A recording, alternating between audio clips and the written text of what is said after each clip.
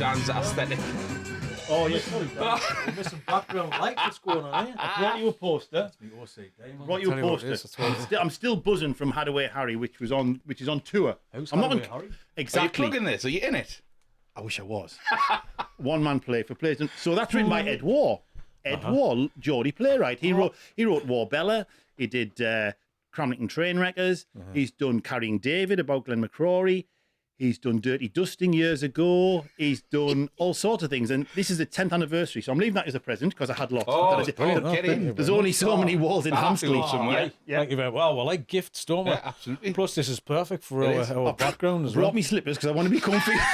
Do you know what it is? I'm so pleased you're the first person to do that because I've been thinking about it for weeks. I tell you what, cold in here. Simon, we'll mention this.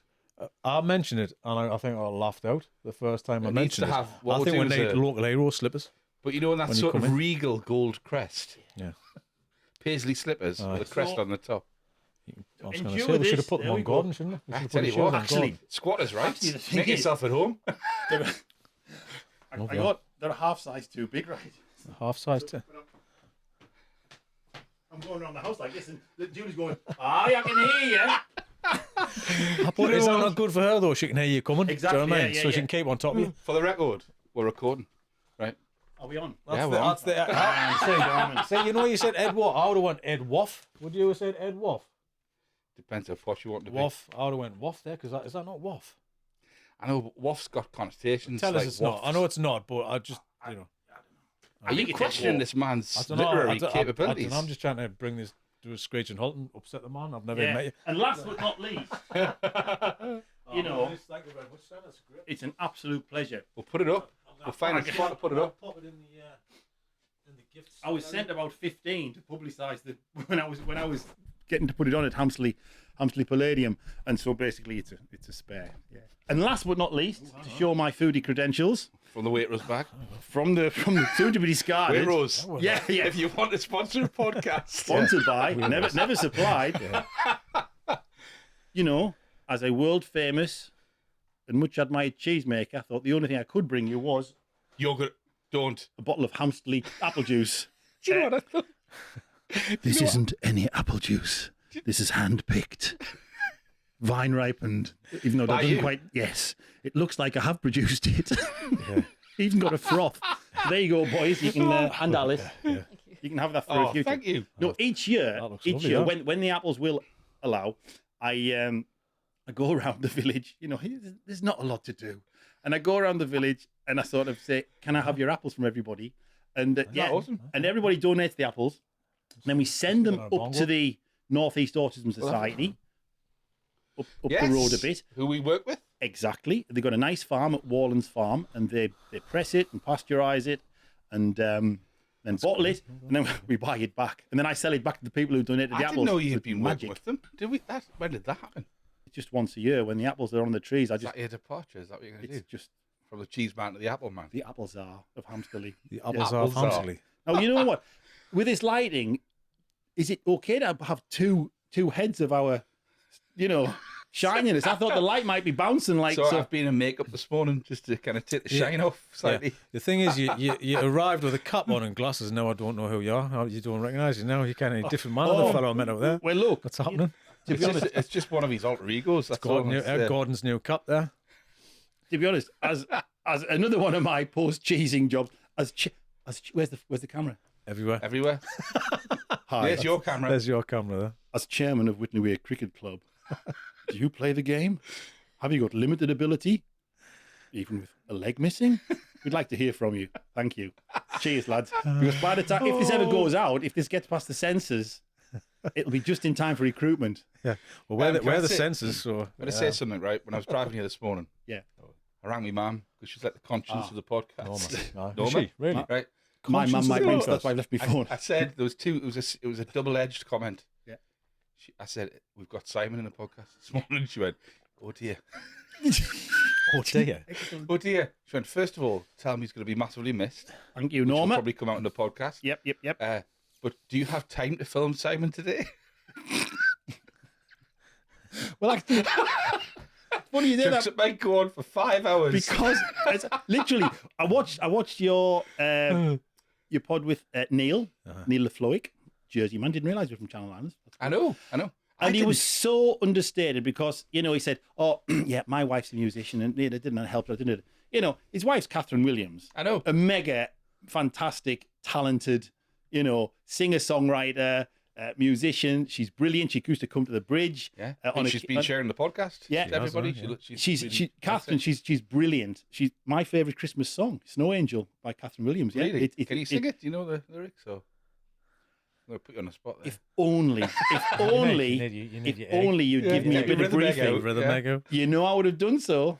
I can hear my mother calling. That's the first line. That's the first line. Snow Angel. Snow Angel by Catherine Williams. It is literally the perfect Christmas song. Okay. As we are here in February, I just want to put that one down. Okay. See, for with the future. Hadaway Harry, she's brilliant. And Snow Angel, I feel like a cultural dunce now that I didn't know either. Well, I mean, you look like a cultural dunce, to be quite honest with you, mate. Cultural dunce. Yeah, absolutely. Is that another band name? Because we're coming up with a few today. There was Flat White Alice, Cultural Dunce. There's no escaping that now, Alice. You've got to. All right, I'll take it. You know about your mum saying about how long have you got? And as I was driving here, I thought this is just going to be like, did you? I know you boys are so young, but you remember on the two Ronnies, when Ronnie Corbett got that 5 minutes. And he used to sit in the chair and his legs were dangling. Right? Yeah. And he'd say, and yes, well, I was talking to Johnny, the producer, the other day, and he said to me, and then he'd go off that direction. He'd start with a joke, and then he'd go off in directions. And then, amazingly, the skill of the man, he'd come back 5 minutes later and tell the punchline, and it was brilliant. But in between, you'd gone all over the place, I thought. What's the same? Like that without the skill and punchline. Yeah, we don't bring it back though. Yeah, it's like a Billy Connolly bit because Billy Connolly will start there, go off for an hour, then he'll come back. Oh mate, you had me giggling. My friend, do you know Billy Connolly? My friend Billy Connolly, my close personal friend Billy Connolly. Yeah. Well, the Billy Connolly, or just a guy called Billy Connolly? No, the actual Billy Connolly. Billy J. Connolly. I'm waiting for.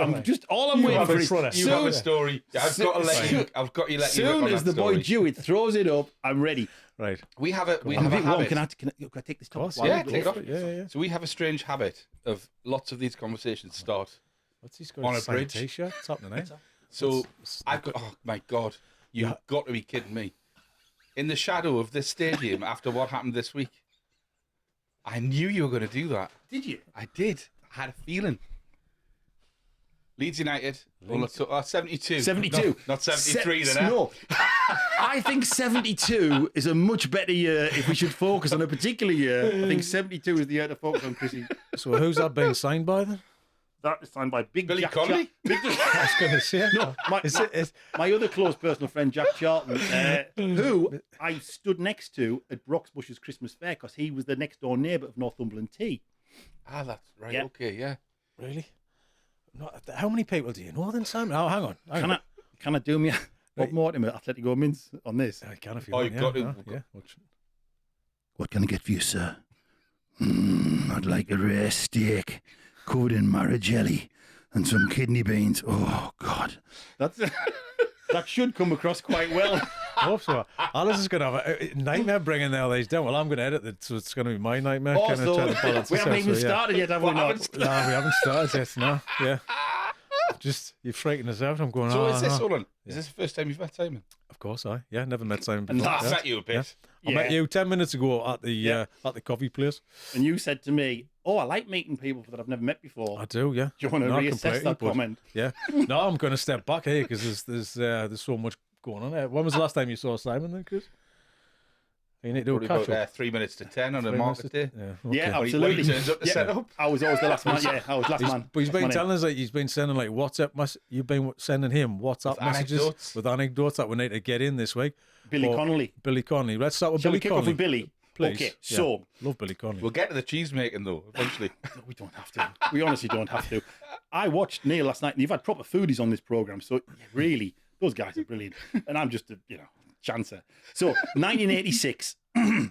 And I was at Newcastle Uni. Here we go, I'm getting emotional. And did BUNAC, did summer camp in America. So taught these kids allegedly how to play football, soccer. And then afterwards, walking the streets of New York with the other British counsellors. We were walking down the road, and all of a sudden, this big hairy bloke just walked past us. And I went, Wasn't me because I wasn't alive then. no, and you didn't have hair then. So I said, that Billy Connolly. Billy Connolly. So what do you do? The moment's gone. Yeah. And I'm like, oh no. So I ran over the road, dodging the traffic, ran back down the other side, 200 yards.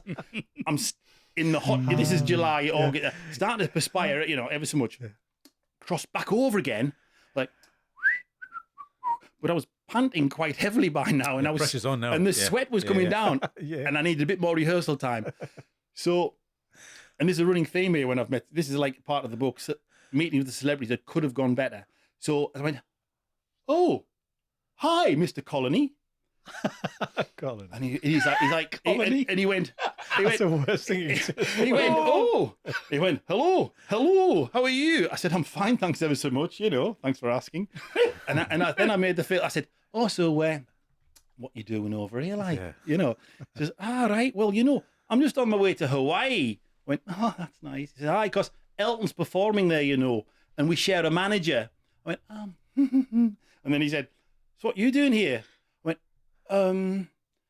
I'm just walking about a bit, and then I'm going home because I share a house with your mum and dad, like, and that was it. And he went, great, and that was it. That's me, Billy Connolly. Yeah, but it's like you kind of deja vu'd him, didn't you? You kind of went round again, and then you come back. Imagine what happens if you said, "I've just seen you before." I really should have let it go. Yeah. I should have just let it go. Yeah. What could have been. It's sometimes hard though, isn't it? I saw Colin Farrell on the back of a bus in an airport. The shuttle that's going from airports to aeroplane. Yeah. I saw Colin Farrell on the back of the bus. I'm like, you've got to leave the fellow alone, haven't you? When he's got his headphones in, you just go, no, let's just leave him be. Cole Meany as well. So him at the carousel. Cole Meany? Cole Meany. Yeah. Irish actor. He was in... Cole Meany. He was in... Cultural Dunce? No. Big time, Jim. Alice, what's that? What's the film? The musical film, famous Irish one, which is in like the 90s or something like that. It wasn't the Commodores, it was the Commitments. So it was the Commitments, yeah. He was the dad in the Commitments. Yeah, absolutely. Yeah. But he's been in loads of other things. Really big curly hair, kind of type. Just about the best line from that film is when they're doing the auditions. On a fucking Suzuki. and he gets the guy coming. He gets the guy doing the like Louisiana impression, and he comes in. Elvis was a Cajun. That's blasphemy. You know what we're talking about sound earlier on the way here, Alice? Are we okay with sound, Alice? Yeah, it's fine. No, we were talking about sound earlier on, and I've been freaking out about it because Alice knows about it, I don't. So we're talking about like peaks and when somebody laughs really high. It's like, well, can we just set it in mid just in case it happens? Because we've got to bring it down every single time. So you've got like a no guffawing policy. Oh dear. Can you laugh? Oh dear. Can you laugh under like 80 decibels or something? Is that what it is? No, but it's the thing is, this is a completely ongoing thing, which it never ends. The conversation of technicalities, but I'm boring the life out of you. Come on, Sam. No, it's fine. No, bring us back in the room, please. Shut up. On that point, on guffawing, because as we may get onto, I am the start of the first podcast of Local Heroes of Yesteryear, having just recently been retired from my eclectic like radio program, cheese business, and genuinely was honestly overwhelmed because I started the cheese really quite late. How late? Like, give me. You started the cheese quite late. I was approaching. I did it for 10 years. But you had a background, though. There was a milk background, though, wasn't it? It goes way further back. Way in the genes. Yeah, literally way back. Yes, absolutely. My dad used to, Ken, bless him. He worked for the Milk Marketing Board and the National Dairy Council in the 60s, 70s, 80s. And so, yes, I was absolutely brought up in the milk world. So Dad worked for the Milk Marketing Board, which again, post Second World War, was the organisation set up by the government to organise the milk industry. They would go around and they would collect the milk from farms across the country, take it to processing centres, whether it be Bladen or Durham or anywhere, and put it into glass bottles, as was, or make into yogurts, cheeses, etc., butter. And my dad worked for the MMB. And Region 1 head office was Gosforth. And I think, and I've meant as I've been going around over the years to try and find the place, I think whoever used to be the chairman of Newcastle United in the back then, Lord someone, the MMB head office was in one of his house in Gosforth. Right, okay. And so I was in there. How long ago was this? That I was going. I was going in the late. Trying to think who the chair would have been in Newcastle then. You say Harewood, but that's Leeds. Oops, sorry. I'm going to drop Leeds into this whole I know, thing, yeah, aren't it's just, Yeah. I know, and I'm the world's worst Leeds fan. I literally am. I am the most rubbish Been a one Leeds fan. game. I said to him before, I says, I'm gutted about the result the other night. You went, what happened? Yeah. Because Sunderland played Leeds the other night and Sunderland got beat in the 95th minute. Yeah, but I'm the sort of non-fan who, if Sunderland won, I'd be going, oh, that's all right then, because all my mates are Sunderland fans. Yeah. And if you know Leeds have had the chance to keep going down, I'd love Sunderland. I'd love Sunderland to be promoted. I really, really, really would. So yes, I mean, I'm the only Leeds fan who was happy when Man United won the European Cup, as it were. You know what I mean? Like that's not a proper Leeds supporter. So anyway, whoever the Newcastle chairman was, the MMB was in the office. So from literally the late 60s, I'd be sort of being dragged in there, and then into the 70s, playing on one of those forerunners to a calculator. It was a pressy button thing they used to have, odometer it was called. So I was just left in there, child neglect, whatever. So I was happy. His dad went and did his milk stuff. Come home with all of these out of date, discarded yogurts and butter and cheeses and that. So I was sort of force fed into the dairy business, literally Just a quick almost from aside, birth. I'm still trying. Odometer. Can you say that? Odometer. Yeah, it was called It's a word that I struggle condometer or with. something. Odometer. Condometer. Interesting. Yeah. I was thinking of one of those wind measurement things. Odometer. That's No, it was a anemometer, press- it was a wasn't it? pressy button thing. Anemometer. You're taking me way Oh, back. say that. Yeah, Sorry. anemometer. Yeah. So yes, brought up literally in the milk business, as it were.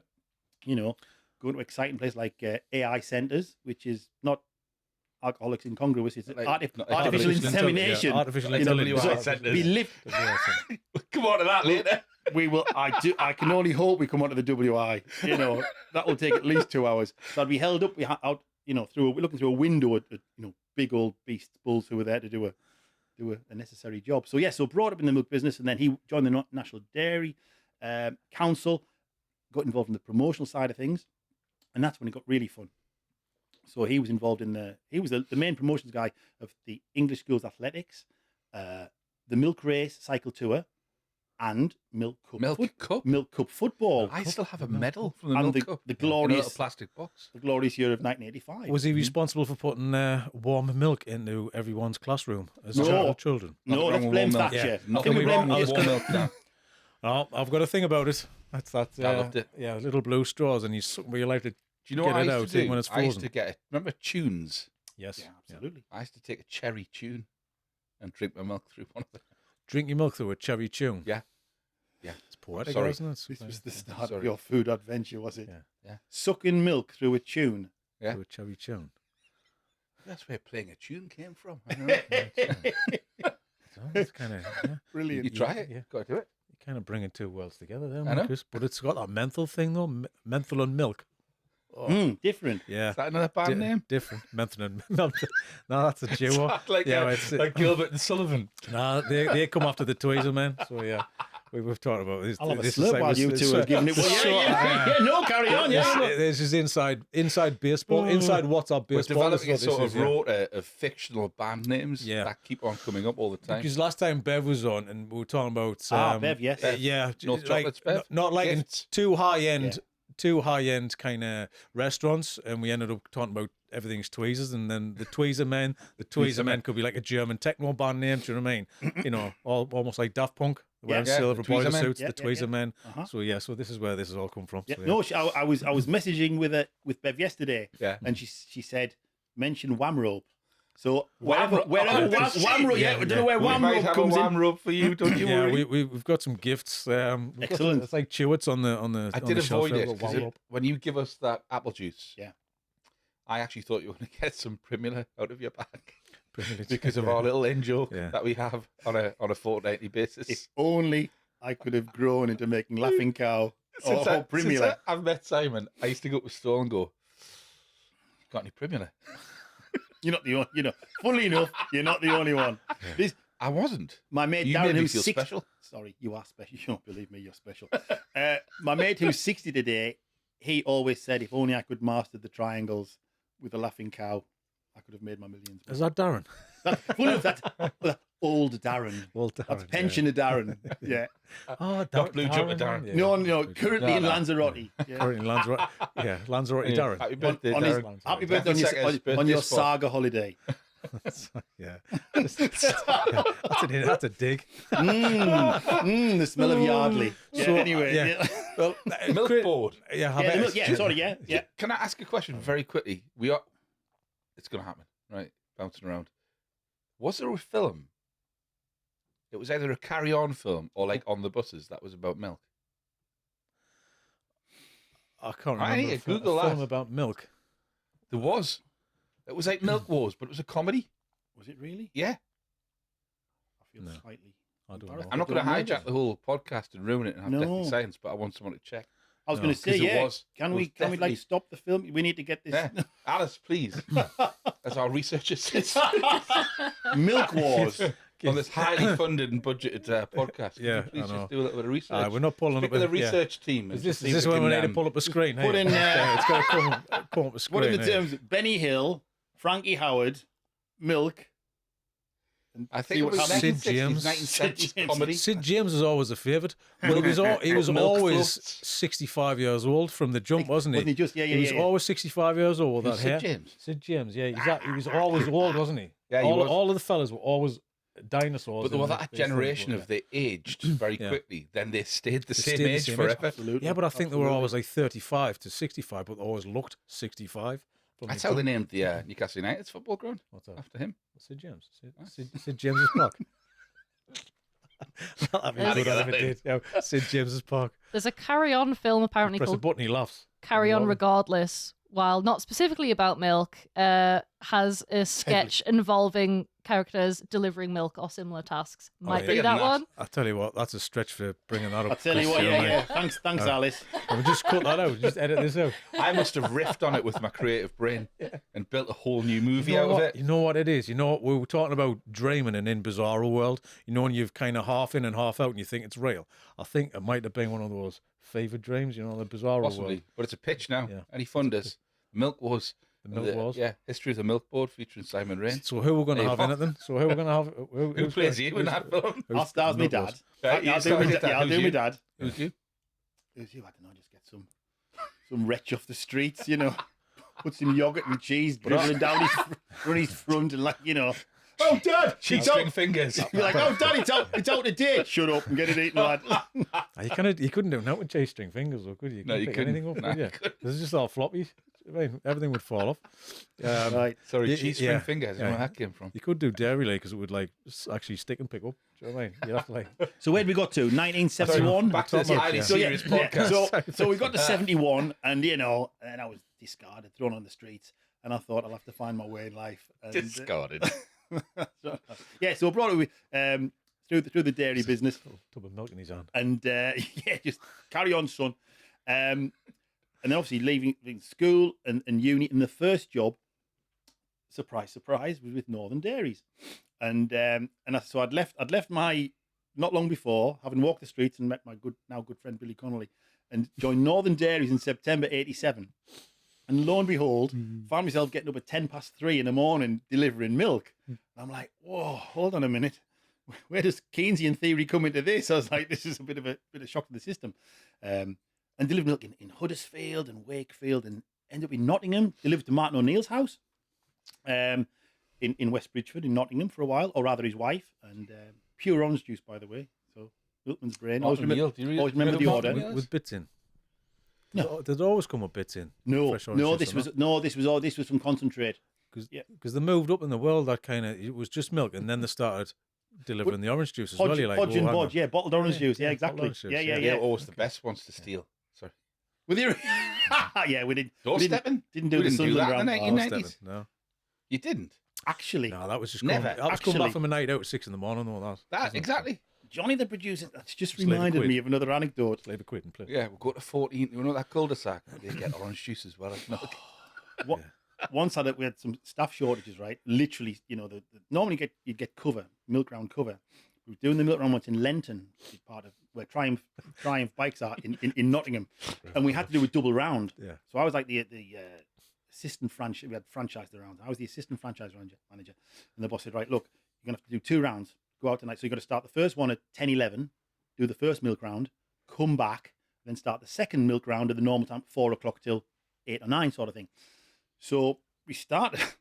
We started the first milk round at 11, getting on for midnight. Just as all the bars were turning out, and we're going down the street, and we're going through part of Nottingham. I can't remember what it's called. I don't know where it's Tyson Green. It was where the Marcus Garvey Centre was, which was a big West Indian cultural centre. And again, talk about the Carry On film. You can see the image. We're going on the corner at a rapid 4 miles an hour, coming round the corner. I mean, the bottles are clinking, clink, clink, clink, all the rest of it. Yeah, that's sound, isn't it? Sounds like my car. Just as all the lads were turning out from the Marcus Garvey Centre, and there was a lovely aroma coming out of the door. Then all of a sudden, the hands and the arms are going in. The bottles are flying everywhere. And I was with someone. He said, "Put your foot down." I was like, "I'm putting." He was like Father Dougal. Father Dougal. Like when they do the speed. Don't thing. go over 4 miles an hour. We're losing them. We're losing the bottles. And this, hey man, these bottles of milk are flying down the road. And so I don't think we did a very successul milk round that night. Then we had to go back and stock up again and do another milk round. Yeah. And then went back home, and I'd go back for me crunchy nut cornflakes with milk. With Jersey milk. Oh, heaven! That was my breakfast of choice as a milkman. Crunchy nut cornflakes. Yeah. With gold top milk. Would you sit? And Got to be gold top. Right. Can we? I want to jump onto a cereal question here. There's detail. Cereal question. Cereal What, you question. ask all the time, There's or? a serious cereal question here. Right. Okay. Go on. Are you eating them? I know it's called crunchy nut cornflakes, but stay with us. Yeah, no. Are you eating them straight away? I already know. Are you Oh, leaving them to go soft? What? Hang on. I'm literally letting them go half and half. You're a half and half. Yeah, I like a crispy. I like a crispy top. Yeah, I like a yeah. soggy bottom. I'm a sort of, I'm a without sort a of doubt. 80 to 20. Yeah. If there's 20% left, that's soggy. That's all right. I can't cope with anything else. Leave them 10 minutes in a bowl and then come back when they're Nah, absolutely well, soggy. no. All of that milk. All of that 10 milk's absorbed. It's because I used to eat the same with all bran. I remember I used to eat because I don't eat cereal anymore, but I used to eat all bran, leave it, and it would just be like a bowl of mush, which had just absorbed all the milk. It's heaven. I can't For breakfast. Yeah. It's the taste of that. Exactly. Yeah, I'm a non-crunch. That's Me awful. daughter as well. Non-crunch. Me daughter as well. She likes the soft, that kind of. It's all about the soggy, yeah. sloppy. It's lovely. I mean, this was the milkman years. You know, I had crunchy I nuts. can't get my head around Look that. at his face. I can't. Genuinely. You have to eat them straight away. Oh, yeah. I can't. Yeah. It's too crunchy. I hear crunchy stuff.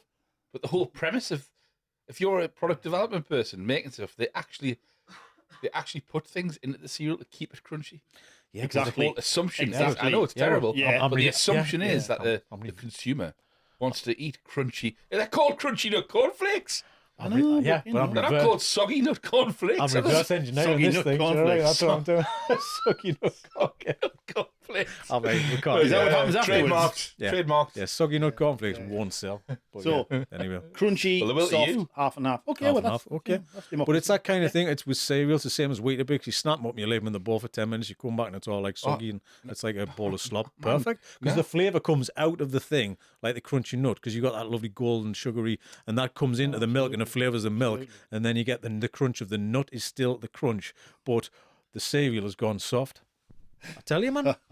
Even Weetabix. I'll Like tell my you. partner, Helena would put, with the kids, partner. would put, my partner. Really? You mean would put, Helena? yeah, I mean Helena. The lass? Our Put lass? hot water over the Weetabix just to kind of soften them up and warm them. A bit of sugar on, then cold milk. And I still couldn't bear that. Cold milk, they've got to kind of snap in half into the milk for me. And then it's all right if they start to soften. All right. But they've got to be like down the hatch. before When that you too. went on holiday, did you get to take away a variety pack?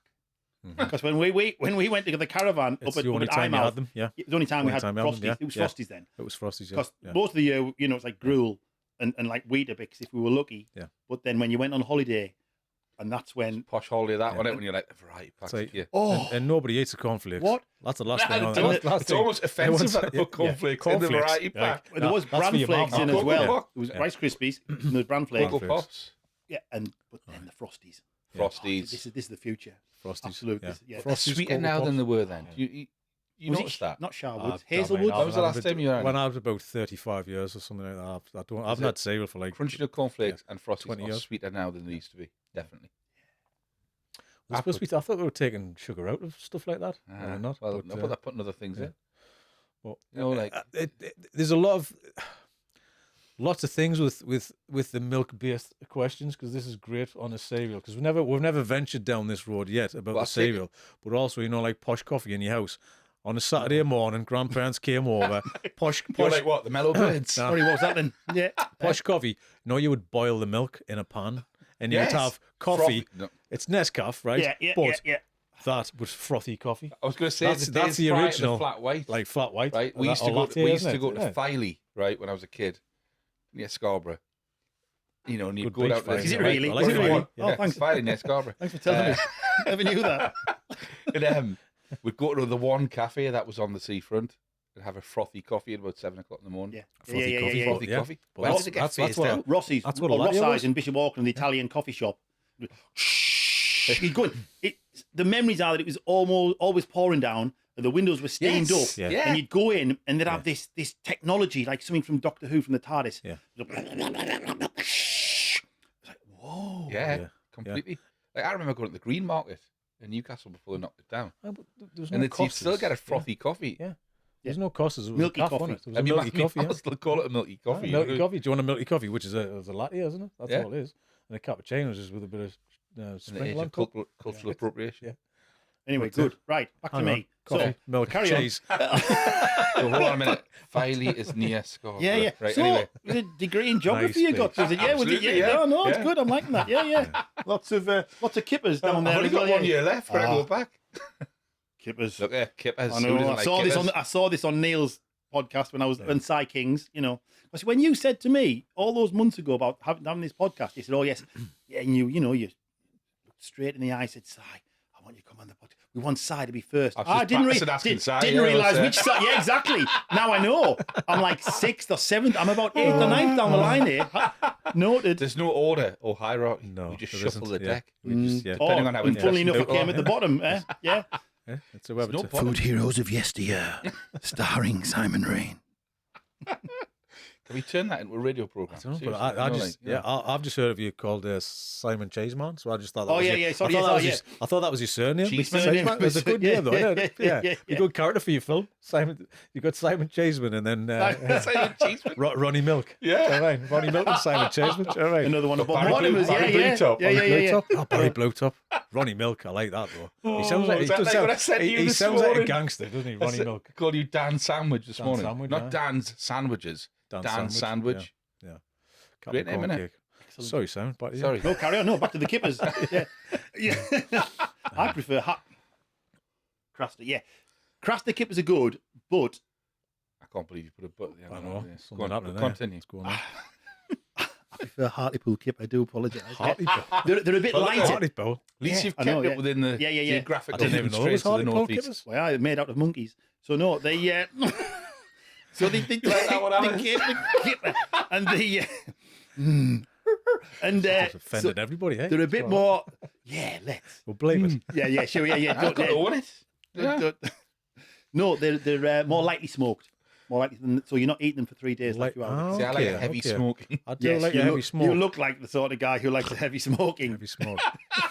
That's why he's always stood by the barbecue on Cheeseman Market. Yeah, but heavy smoke's a Muscat man, though, isn't it? Oh, the Muscat man. We'll not say anything about that. But Anyway, yeah, sorry, sorry. carry Yeah, on. Hartlepool kippers. Yes, just a little bit lighter smoking than a Craster kipper, so a bit more delicate. Because For Craster the more kippers. delicate palate. Because everyone mentions Craster in kippers. Everyone's Craster Yeah, 'cause kippers they're all the known time, for isn't kippers, it? yeah. Very well known for kippers. I didn't know that they would be coming from elsewhere. They That's do. all. So, yeah. Yeah, Believe me, those yeah. fish just keep going up and down. Up and down. Okay, And so they're wherever not you just, can so they're catch not it. just Yeah, outside yeah, the yeah. Craster. Down near You know? Filey, which is near Scarborough, by the way. Okay. I do believe that you can get kippers down Further there. on. The Filey kipper. The Filey fish. It's very famous for tourists, the Filey kipper. But it's like an Arbroath smoky. They're not, they're not like From massively Arbroath? different. Yeah. I know. I think they are. It's Actually, remarkable, I think yeah. What We're about going up to Beadle in a few Yeah. weeks' time, so Well, I'll pop into Craster so- and just check with them. So what's the deal with Scotch egg then? Good point. Oh, man. Oh, Oh, they love it up there. Scotch Them egg. Scotchmen, yeah, they love an egg. Yeah, that's where it comes from. Like a Scotch egg. Right. Sorry, I'm thinking of Soft Scotch yolks. eggs now. Soft yolks. I mean, that's such a technique, isn't it? Getting that yolk perfect all Yeah. the time. It's phenomenal. I can't do it. It's phenomenal. I can't even do the poached. Can you not? You know, Can't even do actually, poached. on that very subject, in I was all of messing our with little I might get serious for a second, but Oh, Hold on. Hang on. Hang on. wait a minute. Hang on. Yeah. I'll sit on me. I'll just do me hair. Good boy. Yeah. But in our little strange artisan, bad word, but in our little small one Bad man. word. Why is it a bad word? I Sorry, don't do I know. distract It can get overused. It can Because get- I've had that conversation. Yes, this I know. week. Everyone's had that conversation. Anyway, in our small 1-2 person food businesses, and we all have our own foibles, the things that are really frustrating. They're just really personal and professional to your business. And so for me, working out of a prisoner of war camp, with no 3-phase electric forever. I had to use a generator, so I had to go in 2 hours earlier prior to, so a cheese day was 14 hours. It was a good old slog on a cheese day. And things would be happening, and I'd have problems with that machine, this, that, and the other. But you never really understand the problems that other people have, such as the people who make Scotch eggs. Until one day, so Kelvin, Scotch egg make, The yoker. the yolk, yeah, and he came in, and he had all of his fingers had plasters on. I said, "Oh, Kel, what's the matter?" "Oh man, I've had a nightmare with the shells last night." And I thought, "Yep, I would never have That just sounds appreciated. just like it. I would never have appreciated the problems anyone, the Scotch egg maker would have apart from really sort of fractious shells. Oh no, the shells have been cutting us to shreds, man. Sounds like a Vic and Bob sketch. Doesn't it? It does The completely. fractious eggshells. There's a band name. Fractious Oh. eggshells. How are That's we going another to one. capture these? I don't know. Well, we've got. It's a Don't good job. ask of- me, It's 'cause a good it's job. eggshells. Yeah, it's a already good job of gone. recording these. You know, Yeah. you might. We'll have to go through them. And so a big shout out to Kel. Yeah, totally. And his we fractious found a better eggshells. version of you, actually. He's got a better What happened to do? version of yourself. De-shell all the eggs. I guess Just- so. Who Right knows? by hand. Who knows? Just do one more impression of Calvin for me, please. Oh no! I've had a nightmare with me eggshells last night. Is that his new ringtone now? Oh, Sorry, Because Calvin. that's how Geordie speak, I gotta be. believe. We do. I wouldn't know living I'm in a the kind of more Shire. refined cultural sort of. But it sounds like he's downstairs in a cupboard. Oh no! It's like Yeah. I'm in my shelling room. yeah. Oh no! I'm covered in shells and it stinks. Every sentence starts with "oh no." Oh no! Oh, So- it's a bad egg. I Right. actually had a bad kipper once, by the way, but that's another. Did That's you? another. Was it in Hartlepool? It wasn't. But leave it. Move Was on. it in Croster? No, it wasn't. It was. Right, okay, that's all right. It was at Oh, home. Was it in That's Hartlepool? for, Oh, was it home? that's for another podcast Yeah. involving food that didn't Food quite go to- hits. I was it didn't thinking quite go about to like plan. Yeah. things that are dodgy that can kind of throw you over the edge quite easy. But oysters, I've heard oysters. If you get a bad one, that's it. You kind of get done I've, for. I've never had a problem So with oysters. is it risky? Is it? Would you risk trying an oyster for the first time to know that this might go wrong? Absolutely. I don't know if I'm going to repeat this story because I can't remember if I told it when we had Laura on. But I once wasn't an oyster, but I once ate. A puddle. I ate a fish cake out of a puddle. Yeah, that's Yeah, true. that's not. But I had jellyfish. Did I tell this story? No, I've never heard a jellyfish Oh. story. You know? Right. Yeah. Bear with me. We will come back to I you. thought you were talking about oysters. So, Alice, just stop the cameras now. He's going to Just ramble turn on his about off, eating yeah. it. Sorry. eating it. Yeah. so If you need well, a the little break, jellyfish. just go now. Yeah, you know? yeah, So we'll we'll do, still yeah. look this way though, yeah? Yeah, We'll just keep sure. looking this we'll way. Yeah? just, We'll just do a still of Simon sitting there going, We'll just, listening intently to my we just incredible can't story. just put his cat. We'll just put his hat and glasses on the chair, so it looks like he's there. The essence of Si. Yeah, Where am we're I? never getting this jellyfish story. Right, go on, So- jellyfish. Oh, by Go the on, way, go on. Whitney Way Cricket Club are looking for new members if you're interested. Oh, Is that merchandise? Yeah. Is it? You That's selling gonna- those caps? Actually, are you, yeah, or- if you join the club, you will get a free cap. Right, I'm jellyfish. Gonna have to blur that Tip. unless it gets sponsors. Okay. Oh, we're looking That's for a good. Oh, Aye. actually, we are looking for sponsors, actually. Are you really? Oh, Yes. wait, so are we? Oh, okay. Yeah, we're Oh, looking for let's sponsors. just, Not let's the just other way call around. it quits yeah. then, eh? Yeah. Okay, I forget it. Yeah, let's shake hands and Right, part go on. ways. Come Just on. Simon. lift that waitrose bag up again, please. This isn't any old bag. So, jellyfish. Right. yeah. I was, I went to Thailand about 10 years, 10, 12 years ago. Jellyfish was the least of the problems. Carry on. Oh, honestly, though, I had this problem, right? I was, I don't know what you were like when you went to Australia, Alice, but if I travel, I get a bit, not arrogant, but I go a bit native. So I Native? always think, Really? I'll be all right. Okay. I'll just do what everybody else does. All right, go Apart with the from flow water, kind of thing. I'll yeah. always, I'll take stuff and I'll always be careful with water. Yeah. But I was on this 2-week trip, and I was going to meet like a group of rice growers. So it was in the countryside. Flew to Bangkok, got picked up, got taken into this place. Let's stop. I mean, it was nowhere near the sea. That was the first kind of red flag, right? Yeah. And they stopped in the middle of nowhere, this rural area, and said, "We'll go here. It's a hot pot place. You know, hot pot cooking, where it's like a barbecue with a bain marie at the bottom, where you've got broth and a little cone where you put the protein on. It grills, all drips into the broth at the bottom. It's lovely." So we're driving. We'll stop here, and it was a kind of like, if you imagine Lao's Buffet King, right? Like it was a shack, a bit like your gazebo. Your gazebo. My Oh, sorry. gazebo. Which one? Yeah, actually. It was a shack, right, in the middle of nowhere, and there's about 4 tables with these hot pot things on, and then there was just, the plastic tubs you put in your sink for the dishes. Yeah. There was just like 10 of them. I was thinking it's quite a professional buffet, this, for the countryside, and it was just full of ingredients, every one of them. It wasn't refrigerated. There was no ice. There was nothing. It was just all sitting there, and it was like all you can eat, right, in the middle of nowhere. You just pick all your stuff, and I just remember one of the producers saying, "You got to try this," and I was like, "What is it?" "It's jellyfish." And you know what it's like. I actually think your body has a reaction before you even get food poisoning. Because I remember picking it up and just thinking in my brain, "This is not going to end well." So I had, it's a pre-warning. like a prudent person would have 1 piece. I had about 10. Okay. Yeah. Right. Just being polite. I was at work, right? And I was thinking I was a well-travelled man that could cope with it, right? Within 24 hours, I was so ill. Like I lost 1.5 stone in a week. I was hallucinating. I rang home. I thought it was bouncing spiders everywhere. People were trying to make me feel better by giving me eel porridge and stuff like that. That's And the opposite. I took isn't that it? illness and I had to fly to India a week later, Oh, directly yes. from Thailand. And I was ill for the whole time. Which never happened with an oyster. Are you That sure left you you weren't? feeling a bit shocked. I can get you some just- jellyfish No, if I you was, want. going to say, is that your Vietnam there? But It was a bit like Vietnam, it's yeah. kind of your It was war shocking, zone, it isn't was it? terrible. It's kind of, but you're going from one extreme to the other in an extreme environment, not feeling the best. As Yeah, well. but I remember, Was that your first time? you know when though? you have that sort of false dawn of getting better? Mhm. I came back from the trip. Well, so I went back to Bangkok after a week of being Mm-hmm. in the countryside. And I was like, I just stay somewhere nice. I'll find a nice hotel. I've got like 2 nights before I fly to India. So I went to this hotel, and being me, I was like, "Oh, there's a Sunderland match on the telly.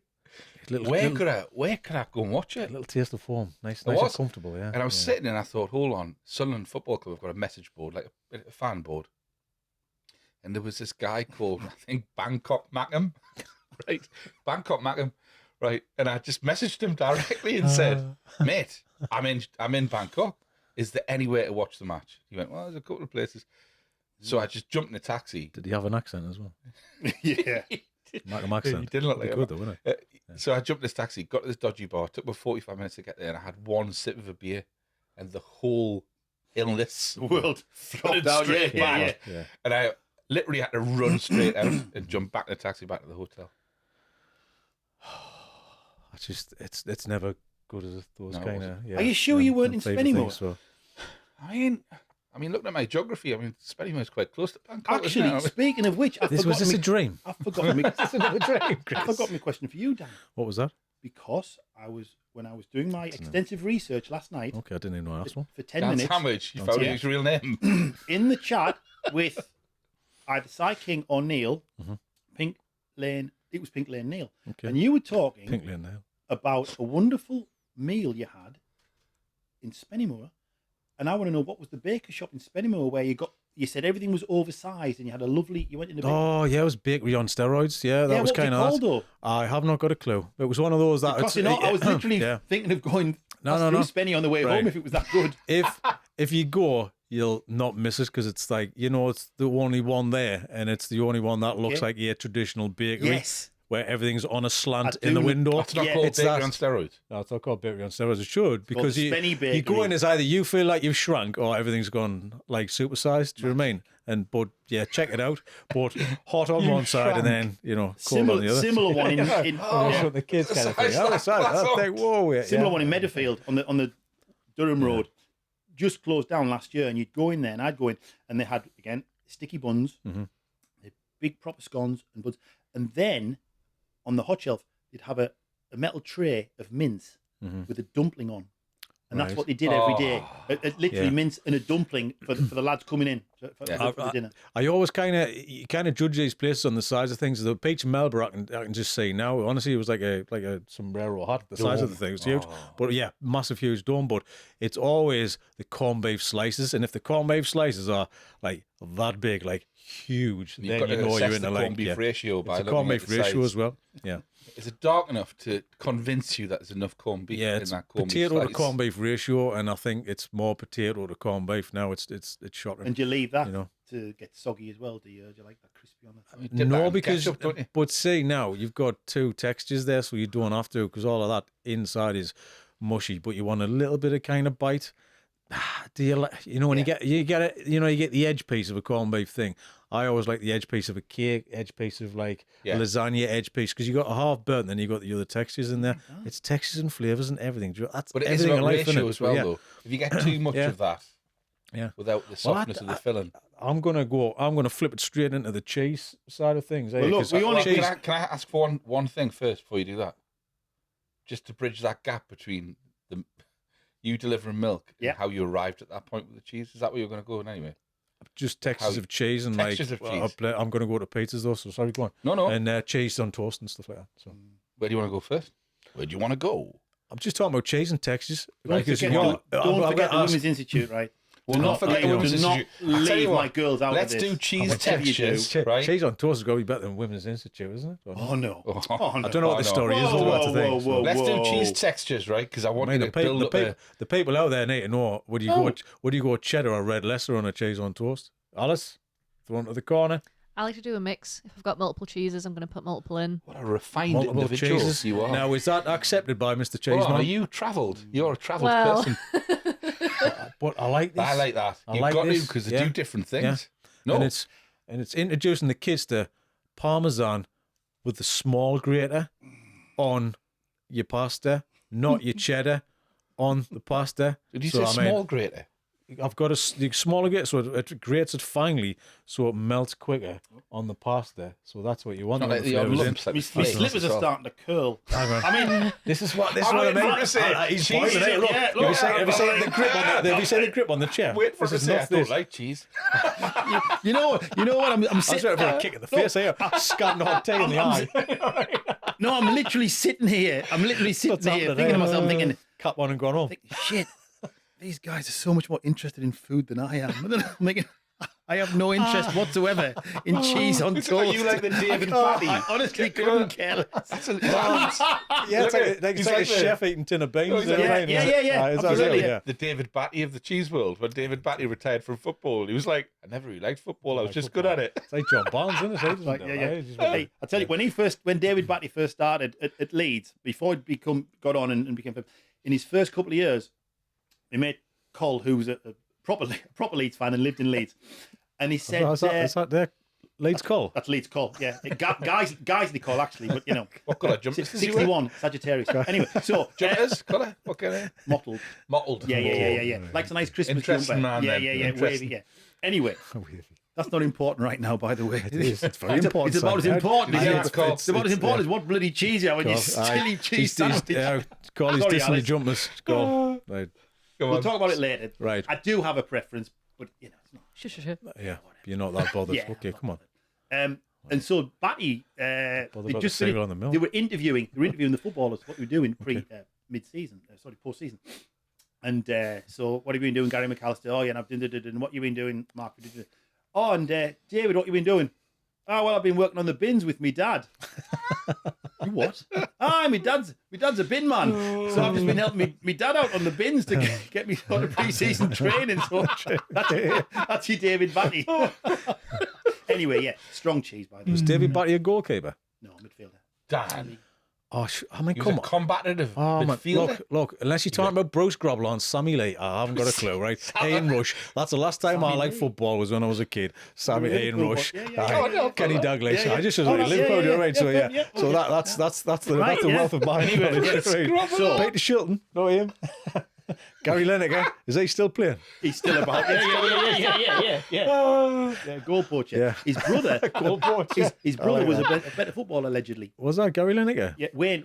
Oh, Wayne Lineker. Lineker. I've heard he's good on He- social media. Yes, he played for. Because when I was on the milk in Nottingham, When I was Derby, on the milk. when I was on the milk, and I used to go to Gresley Depot over near Burton that way, and the lads knew them because they were from over there. And they said that Wayne Lineker was a more talented footballer. Really? That's the end of my story. For some reason, I've always got to get these little OCD things out of my head. It's striking me that with your white T-shirt, Which you'd I'm more like a bound if to you- get covered, If and you you'd wore get- like I'm a going like silver this. hat, you would look like a milk bottle. It's got that, yeah, but he's got that Like a Jack, fancy dress. Now he's got that black and white Jack Charlton on the pitch. Look, Got hasn't he? Big Jack on there, yeah. I know, bless him. We should get you a pair of fanny shorts and I'm and a pair of breathing football in. boots. Yeah. I've been breathing in for like half an hour We talked about now. this before. Like, having a Shall cup we of not- tea at half time and that. Sure, Can we right, not that's change it. the effects and just do it in black and white when he walks in and that? Put a Sport, big yeah. curly wig on. Sports biscuit dunking in your tea at half time. What's related, isn't it? Sports biscuit. Sports You biscuit. know the sports biscuit at half time. Absolutely. Oh, You know what a sports biscuit is? You get, it's like a shortbread. like shortbread. Aye, Yep. but it's Yeah, got yeah, I like remember it's now. got like a football I scene just or did a them rowing cold or milk. something like Cold that. milk So for me, like, yeah, Anyway, by the by. sorry. So we got to he's not bothered 73. about this food talk. Like he's not. He's Huh? dismissing our food talk. I'm not. Right, I'm not. Oh, sorry. Doesn't Is that, he what like this, food? is that what this is I about? do know that he has a penchant for pastry. Pension for pastry. Oh, yes. He does. Okay. 'Cause Yes. I catch it every market sneaking off from your stall. Literally, Okay. again, when I was doing my research last night, listening to Neil, I was literally slavering because Mm-hmm. you were talking about his son Louis and Yeah. Dan, who were on the stall, Yeah, yeah. either Sunnyside or at Jesmond. Mm-hmm. And yes, fantastic cheese pasties using Dorrington's cheese, obviously, because that's a decent cheese, and lovely croissant, Mm-hmm. and those sultana pain au raisin. Pain au raisin. Pain au raisin. Pain au raisin. Oui, oui, c'est vrai. Absolument. Bit of sophistication found on as that. well, You, you know. you're saying these words correctly. Hey, Oh, I'm in Pan au raisin. pan of raisin. Yeah, speaking with a Pan au friend. raisin's pan au Have shackles. you got any croissants? Croissants? It's que were. Okay. Well, Croissants. it's got a Q at the beginning. Que huh? were. So, yeah. Yeah. Yeah. Croissants. Yeah, because he brought one of his Christmas pies in, and it was quite a weirdy Yes, I beast, saw. wasn't it? I Yeah. saw. Yes, it was a Yeah. beast, wasn't it? Yes. Yeah. You sat wouldn't in add it 'cause bongo. you're a... Are you a veggie? Pesky. Pesky. That's why I have the odd You kipper. pesky Okay. That's why I have the odd kipper, Yeah. which causes about a lot of problems. My love-hate relationship with it's that's like the Jesmond Armstrong Bridge of my diet. I love it, Yeah. but there's always a risk. Yeah. Yeah. Anyway. Yeah. So, and I still do have your gazebo, by the way. Oh, you can keep it. It's fine. No, I It's a can't. gift. No, I can't. No, Moz wants it. Oh, did she? Yeah, Moz would like your Moz? gazebo. You know, speak to other people. Yeah, exactly. I did tell Moz that I had your gazebo in That's fine. in a prisoner of war hut in Weardale, and I would bring it. We at started some point. dropping miscellaneous ads into the podcast. I was going to So say, is there gazebo anything for else? sale. Anything else want to cover? Oh, just like the buy-ins, yeah. I've to make your laundry doing I've anyone needs, yeah. I've got a bike that I've been trying to get rid of for What's a on the couple shop? of months. What's on the shopping list tonight? What's on the shopping list this Anybody else weekend? wants to pick it up? What else? Yeah, it's been like, yeah, it's swap shop, isn't it? Yeah. Local Swap hero shop, swap shop. I've got a whittly away a cup, and I'd like to just swap give- it for a gazebo, please. I can travel 20 miles, thank you. Do you know? Imagine we're inundated in the next hour if people turn up for that now. What, wanting the cup? we'd Bring, show it to the effect bring the of, gazebo in. I mean, that's if the podcast was live, which it's Yeah. not. But you know, Because you're never going to air it. It doesn't really matter, does it? one day. That's going to be a heavy edit. Far into the future. Where were we? Alice, do you know where we were? No, I Haven't got a clue. because we I've got a skipped clue, around yeah. cheese and textures. Because Well, you brought in this Because your man who stupid makes subject. cheese was like, The man who "Oh, makes cheese doesn't care about cheese. I wanted I to get bridge it, the though, I journey. get You it. should Simon, talk to an I get it. award-winning cheesemaker. You make good cheese. You made good cheese. I made You're finishing. So are making you it. Now and now again. completely retired then, Simon? Is this Just literally winding it up right now. really? Yep, it's been 10 years. Started as I approached 50, Mm-hmm. and strangely enough, 10 years on, Right. I thought it was great, and I loved it. Uh-huh. You can't turn back the clock.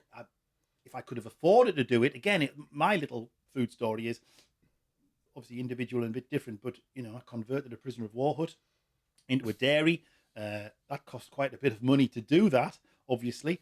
And again, yes, Chris is more than kind, and yes, people have enjoyed. I mean, I'm my own worst critic. I just am. You know, Well, everybody is. So. you know, and a bit like one of my old bosses in the good old phone book days when I was delivering phone books all over. That he always said to me, take your job seriously, but never take yourself seriously. And I've very much taken that to heart through my life. So I've took it very, very seriously in what I did. And so, yes, I've never, ever been satisfied in what I've done. Never, ever been. And I never will be. So it would be nice to have started 20 years ago. Yeah. It would be nice to giving it more time. This is what it is. Because that's what you're saying 10 years on, because 10 years ain't a long time at all. Oh, But no, if you're starting at 50, it is, because that length of time is quite a big chunk when you're later on in life, isn't it? You're later on in life, yes. No, but it is, though, right? It's the same thing. I've got here from retirement home, and I'm going back to my cheese sandwiches in a minute. And these final embers, Simon. Exactly, yeah. I fell straight down that manhole cover, didn't I? Tell you what, you're not, yeah. I If know. I had hair, it'd be darker than that, I tell you. The how and the why bit, though. Like, if you don't read, you're not a huge lover of cheese. Is that right? Oh, Like no. a huge. Are you like a I'm aficionado? I'm nowhere near the Yeah, foodie that you are. yeah. I like it and I love it, and I like the regional aspects. You know, I'm a huge fan of the area. Massive, You are, massive fan of the area. You know, one of my future things is to do more of the history, the economic history is what I studied, all the rest of it. Big year for the Stockton Darling Railway and all that stuff, and I love the culture and the heritage of our area. Very Hadaway Harry, classic case. But no, I'm nowhere near as sort of, you know. So what was the invested as moment you. though? So how did you? What was the point in time when you thought the idea of converting that POW site was a legitimate thing to do? What was in my former life, when I was driving up and down the road to York and back every day, and after I'd left the milk, I went walkabouts. I went to Australia, New Zealand, and the States, just basically walking about, and came back.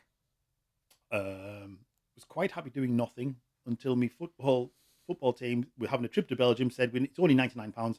Didn't have £99, and I thought, right, I better get a job, and then joined a company in Gateshead, Team Valley, who printed and delivered phone books. Those things in the good old days. Wow. Yep, and before Phone these books, came along, good old phone books. Remember phone books and Yellow Pages, massive multi-million billion-dollar business. And our little operation in the UK was up to £10 million a year, part of a $100 million company, part of a production of billions of dollars of these, Bell, big old, the Newcastle Yellow Pages, big thing, and then in the States.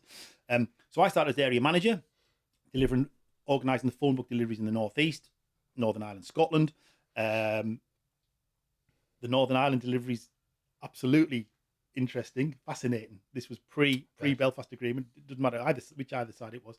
And so delivered phone books, moved down to York, became commercial manager, and then, goodness knows how, became managing director. Or because the States didn't recognise what a managing director is, I was vice president. I was the vice president. I was big chief phone book. Cheese. I was the big cheese of, yes, it's coming together. So I was managing director of a distribution company in the UK and VP. So I got a trip once a year to the States, to Monterey. It was fantastic. Brilliant. Clint Eastwood. And Monterey, forget that, don't worry. Monterey Jack Cheese. Yeah. Yes, another tasty number. Thank you. Yeah, very well good done. indeed. Good Yeah, connection. well Like that. Monterey Folk Festival. Bob Dylan. Just watching that film yesterday. I've been there as well. So. I've not Have you been to watched it. Monterey? I've been to Monterey because this is where we were looking in a window. My wife, now wife, before we were married, and we're looking in a window, looking at engagement rings and stuff like that. And then when I came back, I Monterey. bought a wedding ring similar to what she was looking at. So I knew, because we're looking in the window, that she wanted to get married. So that spurred on to propose when I came back in Monterey. You came back home and bought a cheaper one. Of course, yeah. Yeah. Oh man, lad. I'm in Monterey tomorrow. Yeah. Yeah. I was just like, oh, Clint Eastwood used to be mayor. Yeah. I'll get one from Jarrah. Yeah. Yes, Clint Eastwood was mayor of Carmel, just to the south Carmel, of Monterey. yeah. And at one of the annual general meetings, the owner of the company, Woody Clum, and Great name. Woody Clum is a great name. What a name. His great grandfather was literally around in the time of Wyatt Earp. Anyway, so Woody had, he said, right, AGM, and we're all going to stay at Clint's place. And we're going to Clint's place? It's like a bar, isn't it? Carmel. I was going to say Carmel motel or something. Yeah, it is. Carmel Valley Ranch. Yeah. And it's a ranch in Carmel, and you've got all these little lodges, and we stayed, and then there's a bar with a piano room where Clint comes in every now and again and plays the piano, once every 3-4 months or whatever. You've got to be looking. Sure. So, Well, there he is again, playing the piano. so yeah, exactly. Yeah. Twinkly Clint there. Who's going to tell him he's crap? Not me. Not me. You're great. Yeah, he owns it. Yeah. And so it was the time of the AGM, and we came over. We'd actually travelled up we'd flown to LA and driven up, and still a bit. We took the kids. You see, the kids were, I don't know, let's say 5, 5, and 4, something like that. We got a bit of a clutch.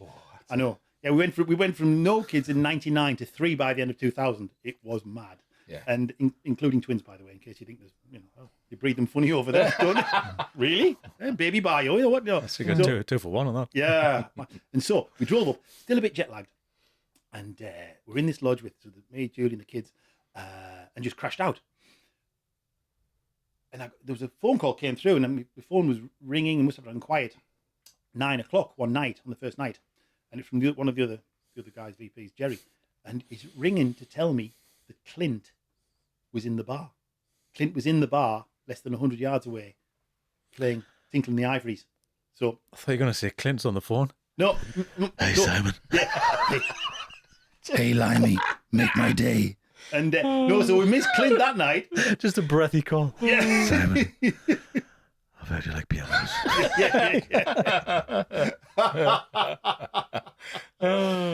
Can you teach me Agadoo one more time? I've heard you the cheese man. No, not yet. That's yet to come, Clint. No. I'm the phone book guy. I know. Yeah. You're way ahead of yourself, punk. So next morning at breakfast, you missed Clint. Like, oh no, we missed Clint. And we said, well, that's it. Another 3 months. Anyway, so still we had a full day. I had the meetings. Julie took the kids into Monterey, into Bubba Gump's Shrimp Shack, and all that malarkey, and and there's a beaver, and that's nice, and there's a seal, and all that stuff, and nice, and stop it, and then that night got back, had our tea, and went to bed, crash it, still, Clint came in a second night, never ever come into his place 2 nights running. The guys are all, yeah, Clint, this and that. I'm like, next morning, you've missed Clint Eastwood 2 nights running. I mean, never mind calling Billy Colony. I missed seeing Clint Eastwood 2 nights running in his own bar. Like missing an asteroid. That is, So come back in 8 years. Yeah. Again. Yearly's comment there. Anyway, about this cheese on toast, Alice. Yeah, so anyway, cheese on toast. Red Leicester, was it Red Leicester or cheddar? No, we're talking about because I want to talk about textures of cheese, but if you're not, right. Oh no, I'm interested. Because there's being in it, in the business, and liking the thing that you're in. Yeah. The business for. I you can be a CEO of a car company and not like cars, right? I get that. You understand that. Is this the thing with yourself as well? Just because you're running it, because you came from milk, right? So you're into cheese game now, and then you like CEOs and running companies and all this kind of stuff. That doesn't make you say you like cheese. It just makes you say you understand cheese. Yeah. That makes sense. No, it does. No, and so no, in all honesty, as opposed to some people say again, like Neil or like Chris, who are really invested. Mine was sort of a little bit of a legacy. It was something which, again, because of this, homage to my dad. Did you feel that massively? Not like a burden, but you felt it was just something that I wanted to do. Can I stop you? say homage, fromage. I knew that's where you were going to go with that. Sorry, a homage to fromage. It was just something I really fancied doing. All right. Sorry. It's okay. You even like cheese jokes. Yes. I'll tell you what, this is the level of entertainment we're getting here. That's it. Hey, sorry, go on then. No. I've got loads of better cheese jokes if you want. You knew that was No, there, didn't you? couldn't help it. You can't. You've got to gift us that one. That was as good as Gordon, that one. Right, like, sorry. that's brilliant. Sorry, So, Simon. Yeah, homage. Yeah. we were on a serious point, I think. Weren't Yes, we? we were on- So yes, I think we're on the Homage. So the phone book business was coming to an end because of these things, and it was something I just fancied doing, basically. Yeah. You'll calm down. He will. I know, He'll I'm calm sorry, down. I've just got to get it out. That's it. I did say I pre-warned him, right? And you need to take this I know. positively. Go for it. I said, you're the only person in the last few years that gives me gut laughs, like I can't control. Yeah. This is great. I told you it would happen. But It's it's kind, infectious. but it's that kind. You want to create a legacy.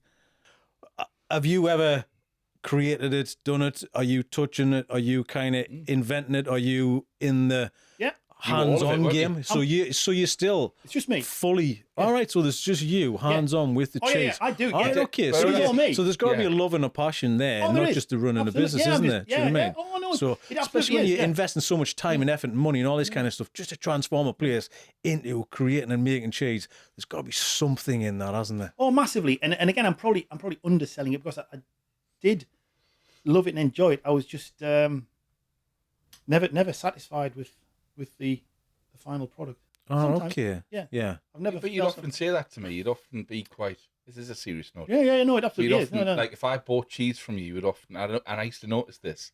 Yeah. You would often say that one's not quite mature enough, or. But I always respected that about you though, because it always to me meant that you had an eye on your product, and you thought about it a lot. Yeah, and but you that's the thought- thing. you It know is. where I'm coming It's caring about your product, isn't it? It does, That's- definitely, you know, that always fully came across. 100%. Yeah. I would. There's a guy actually at he's called Chris Clark, and he lives at Holywell up in just up that way. Yeah. That way. And he used to ask me to post my Weardale to him, or if I was delivering up here, I'd actually make a special trip because he said this is the best cheese I've ever tasted. Well, The best and I never ever believed him. The other three people who said it over 10 years, I never ever believed them either, you know. And then the ones who said, "Oh, that's no good," I went, "Oh, yeah, you're right. Like, yeah, you're right. It's not very good as yet." But no, there were a few people who said it was the best cheeses they'd ever had, and I was like, but I said this to you "Really?" when And I we always first- used to doubt them. I was like, "Yeah, it's not really," because there's a lot. Because I know there's better cheeses. They just are. But it's not about better. It's about No. different. And it's Yeah, about people's different. taste. Yeah, different. You know, Yeah, absolutely. And I'll always go back to. So we've known each other, believe it or not, for 18 years. Sorry, 8 years. Christ, geography, maths. 8 years. We met in right? Filey, didn't we, near We Scarborough? met in Filey, On the near beach. Bishop Auckland. Yeah, that's right. That's right. Yeah. So we met in 2017. Did we? That's not Yeah. long ago. No, it's not. Just pre-COVID. It's 8 years, ish. 8 years ago. Yeah. And it was because I, if you remember, did the Queen's birthday party in Munich.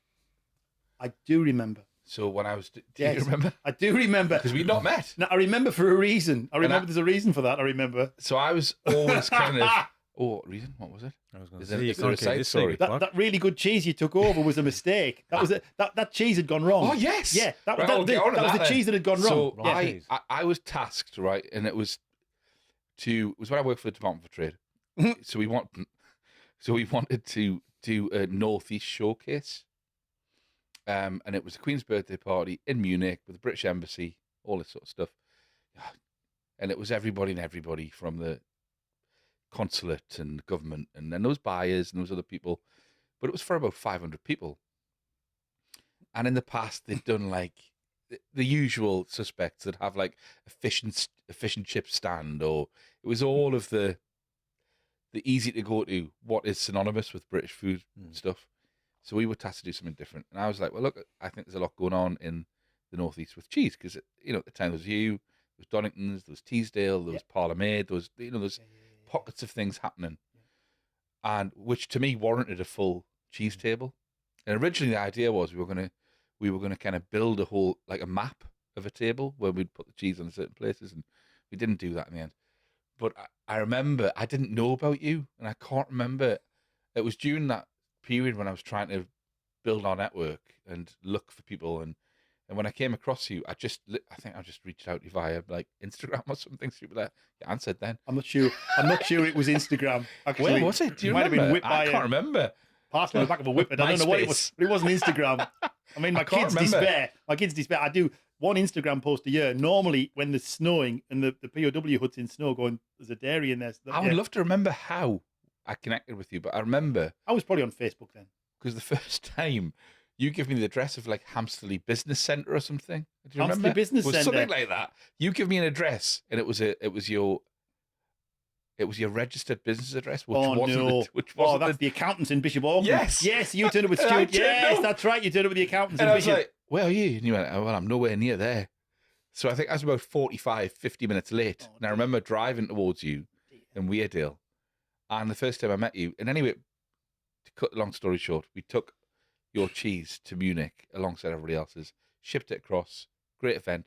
People decimated your stuff. Mm, I mean, I've got the photographs I know. You of told this me. Yeah, incredible yeah. buffet table that was curated and it was beautiful. Then by an hour later, it was just crumbs Yeah. and it was a mess. It was the blue. It was the Prince And Bishop. everybody was asking, It was how the can I Prince- get this? It was the Prince Bishop blue. It was, yeah. Yeah.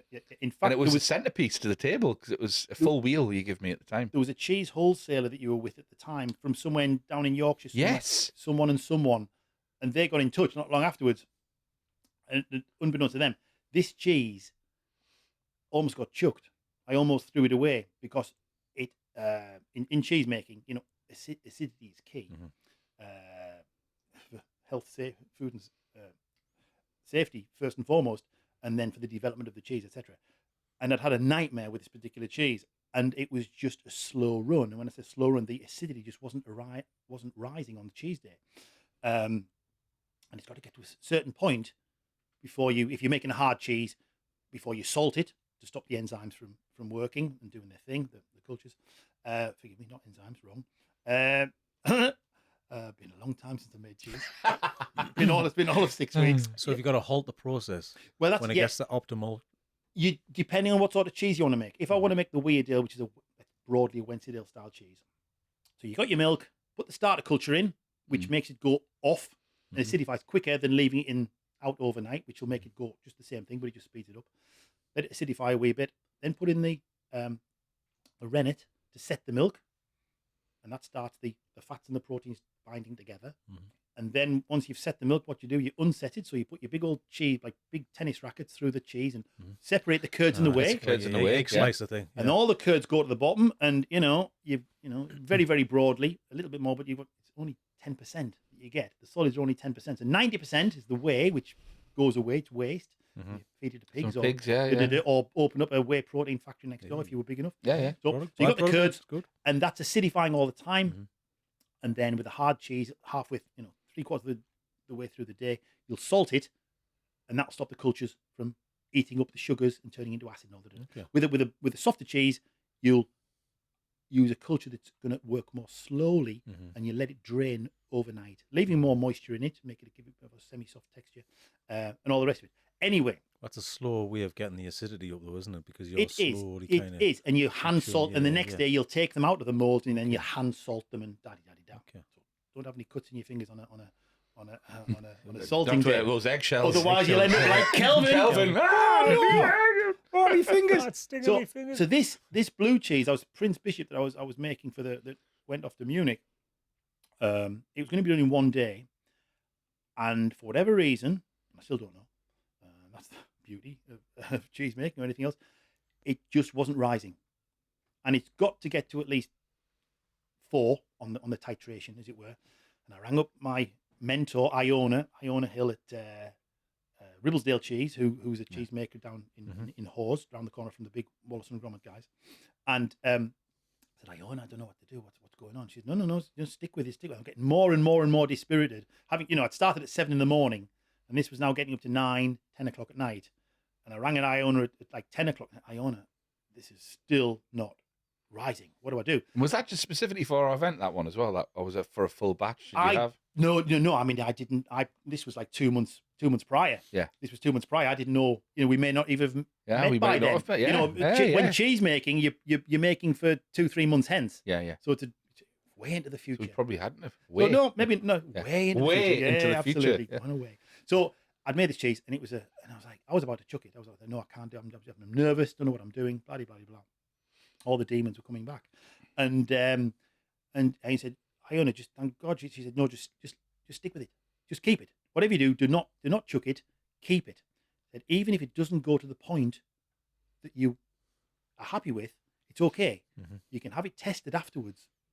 Yeah. You can have it tested for the baddies, the listeria, E. coli, Staphylococcus, You staph. realize how high risk it is. The, is high. the It sounds like nervousness it, that you must yeah. have Oh, Yeah. when massively. you're producing the product. I mean, like even though when I first started in 2014, leaving my job as Big Chief phone book in 2013, and then all of 2014, spending tens of thousands of pounds converting a 1943 POW hut into a dairy, and then fitting with equipment, and then going on training courses and all the rest of it at School of Artisan Food, Ribblesdale, Reese Heath College in Cheshire, and trying to do as much practice as you can. I mean, I was aware that if you're making a table, you've got to get it right, otherwise it'll fall off and it won't. But if you're making a food product that you're going to put in, literally, you're going to put it in the mouth and eat, God. And there was a few times in that year, and I thought, wow, this is really important. It's You've got to get this right. agricultural and This is unstable really, ingredients. This is really important, and it's got a life. So, Yeah, it's so, high so risk. don't get me Completely wrong. ruin you, can't it? Yeah, yeah, That one yeah. bad thing. While we were talking before about, I'm not a foodie. Yeah. I don't go to. Wouldn't think about going to Thailand purely for that reason. It's part of it, mine, but not. I'm not a foodie like Chris isn't, like other people are. But no, I'm utterly absorbed in it. Again, like my previous boss's advice, I've taken it massively seriously. Yeah. Massively seriously, to the point that I've literally beat myself up. Yeah. I don't need anyone to criticise, because No, I will you do won't I will most do certainly, that yeah, job go and very critic, yeah, very of well course, now, yeah. and I'll be awake in the night. I'll be twitching and I'll Yeah. be nervous and all that. So I've done all that stuff. But yeah, so this cheese, I thought, right, okay, I'll take her advice. She knows so much more than me. She's a lovely person and a great cheesemaker. And so put it on the shelf. That's the thing with cheese. Just put it on the shelf, let it do its thing. So, put me little cheese in, and after a month, horrible. 2 months, horrible. And then finally, it started developing.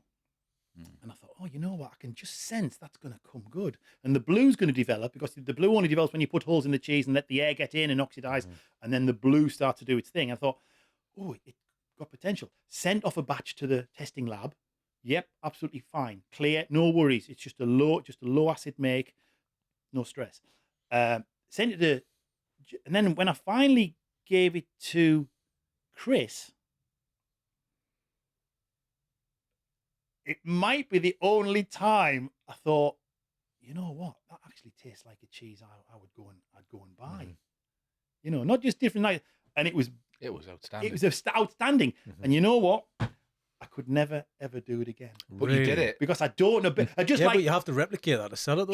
just like what's the quote when Lee Iacocca used to be chairman of the Ford Motor Company. This is way back in the 50s, and when he was getting sacked by Henry Ford Jr. because he had a disagreement, and he said to him, you know what, we've just made $1 billion profit, or $1 million, whatever it is, but you'll never make that money again, because you didn't know how he did in the first place. And I'm like, I don't know what I did wrong to make that cheese so good. I was going to ask you that. Did he write this down? Is there a kind Yeah, of... absolutely. Yeah. Oh, there's a set recipe. But that set recipe, again, with cheese making, again, this very simple, incredible product called milk is the same milk week after week after week after week. But sometimes it isn't the same milk. Not just a case of, what sort of pasture does it come from? Is it chalk lands, or is it clay soil? Da-da-da-da. Things sometimes just happen. And I came where I was like... And that's the alchemy of it, though. And this is the thing that takes me back to this is a serious note. So when you talk about artisan... We finally got to this. This is good. No, it's good. We finally got there. The artisan thing, it can be a frustrating label, because... and when it comes to the difference between mass-produced product that we're all used to versus craft-produced product, I still think there's a disconnect all of the time between people, and you've seen this on social media responses to, if we're running a market or an event and people will criticize that's too expensive, or I think when you walk people through that process, what you've just gone through, you talk about the care and the attention and the worry and the constant testing and revisiting something and making sure it's okay. You can start to see why a craft product is a more expensive product than a mass-produced one. Well, all the costs are in you. There's no economies of scale. Exactly, all the costs and pressure and love and care is all in you. Yeah. And it's got to manifest itself. And then so you go through that, and you do it on your own. Mine was to work on my own with massive amounts of respect to Julie, who would clear up the mess after I'd made it. So on the day one, and the 12, 14-hour shift of the cheese make, day 2 is washing up and potting and all that. So there's a 3-day process, top to tail, on a cheese day, which is why, again, at my little level and our little level, generally in our business, in our generic food business, there's only so much you can do. It's self-limiting. It's self-limiting. Mine was by choice to a degree. The business couldn't have afforded a second person anyway, and I in amongst all the rubbish that I babble on about on a stall on a weekend, just like I know the master here, I love observing other food producers and what they do and how they do it. And I love just taking it away. And I'm driving home in between having to stop for a kip because I'm tired on the A69. Terrible, really. That's terrible. And I'll be like, all right, okay, so that person there, they've got 3 members of staff, so therefore there's an inbuilt cost, and they do that, and they do 4 markets on a weekend, but I only do one because I can only do one, and it's an inch. So even in our artisan small scale food business, there's multi levels. You've got people like Neil. Yeah, they have a premises where they sell from already. You sit in the middle, day in, day out, ground. and then they do weekend markets. Yeah. You've got Dorset Kitchen, we've got a restaurant, and then they sell. You've got people like me who are making it. You've got other people who not at all. I mean, I sell products on my stall that aren't all mine. I'll sell Durham butter, and I'll sell Northumberland cheese because it's goat and sheep as opposed to my cow. So it's a mix. Yeah. Other people who buy in and then sell. So it's really fascinating. It's nuanced. So I've loved that study over the past 10 years, putting me little economics and business head on. It's hard to step away from. It's not about even my involvement with the markets. It's not really about me being there to organise it. I can't get away from that. Observational side of it. Yeah, that's why I've enjoyed giving these talks to Business Durham to new startups. Yeah, because I've thought, you know what? Yeah, I can give a script about cheese, but I actually have some. I've done this for 10 years. It's actually been a good taster into running a very literally one-person band business. But you learn from the issues. You learn from the bad things. You learn from the issues. You learn from the mistakes. Absolutely. You don't learn from the good things. If everything went right all the time and you wouldn't progress, you wouldn't do anything. Yeah. But it's funny though, because if you're a customer, like that story you've just told about not always, you do all the same things, but it might not always end up the same. Mm. That's why I would buy into a certain producer. Yes. Because I kind of want to follow follow that journey, and you buy certain products. Some people buy for consistency because they want the same thing all the time. Or some people buy into the journey and the story of someone who produces something and how it's going to turn out. Well, I'd love to come to you and go, that one's a bit different this time, wasn't it? But you know what I mean? That's part of the conversation. You have that with customers. No, it reminds me of the time that I made Weardale with cranberries once. Right? Once. There's a clue there, right? So Julie loves Wensleydale with apricots and ginger and da-da-da. And she said, years and years ago, because I'd done some bespoke cheeses for Phoenix. I'd done one with black pepper and one with Christmas crackle and Christmas fire or something marvellous. And this isn't any old cheese. This is Phoenix special Christmas crackle cheese. And you've got the growl right there. Oh, I know. Yeah. I'd been talking to Clint, you see, just recently. So I'd done this. So Julie said, why do you do it? I love that Wensleydale with cranberries. Why don't you do one? I'm like, well, yeah, go on then. I may as well. How difficult can it be? Well, so I thought, well, what you do, just get some cranberries and hoy it in the cheese, don't you? Obviously, because that's what it looks like. So I went down Holland and Barrett, and I got my bag of dried cranberries, and I thought, so now there is a process, obviously, as you probably can gather by my hesitation. And during lockdown, we're watching one of those, started watching telly again. I was still working all through lockdown, actually, but I got to watch those programs. That man who can't be named, it looks like you, doing all those programs in the factory. And, and how is it made? Your twin. And so, and lo and behold, he had this program. And I watched his program, and he was at Wensleydale Creamery in Hawes.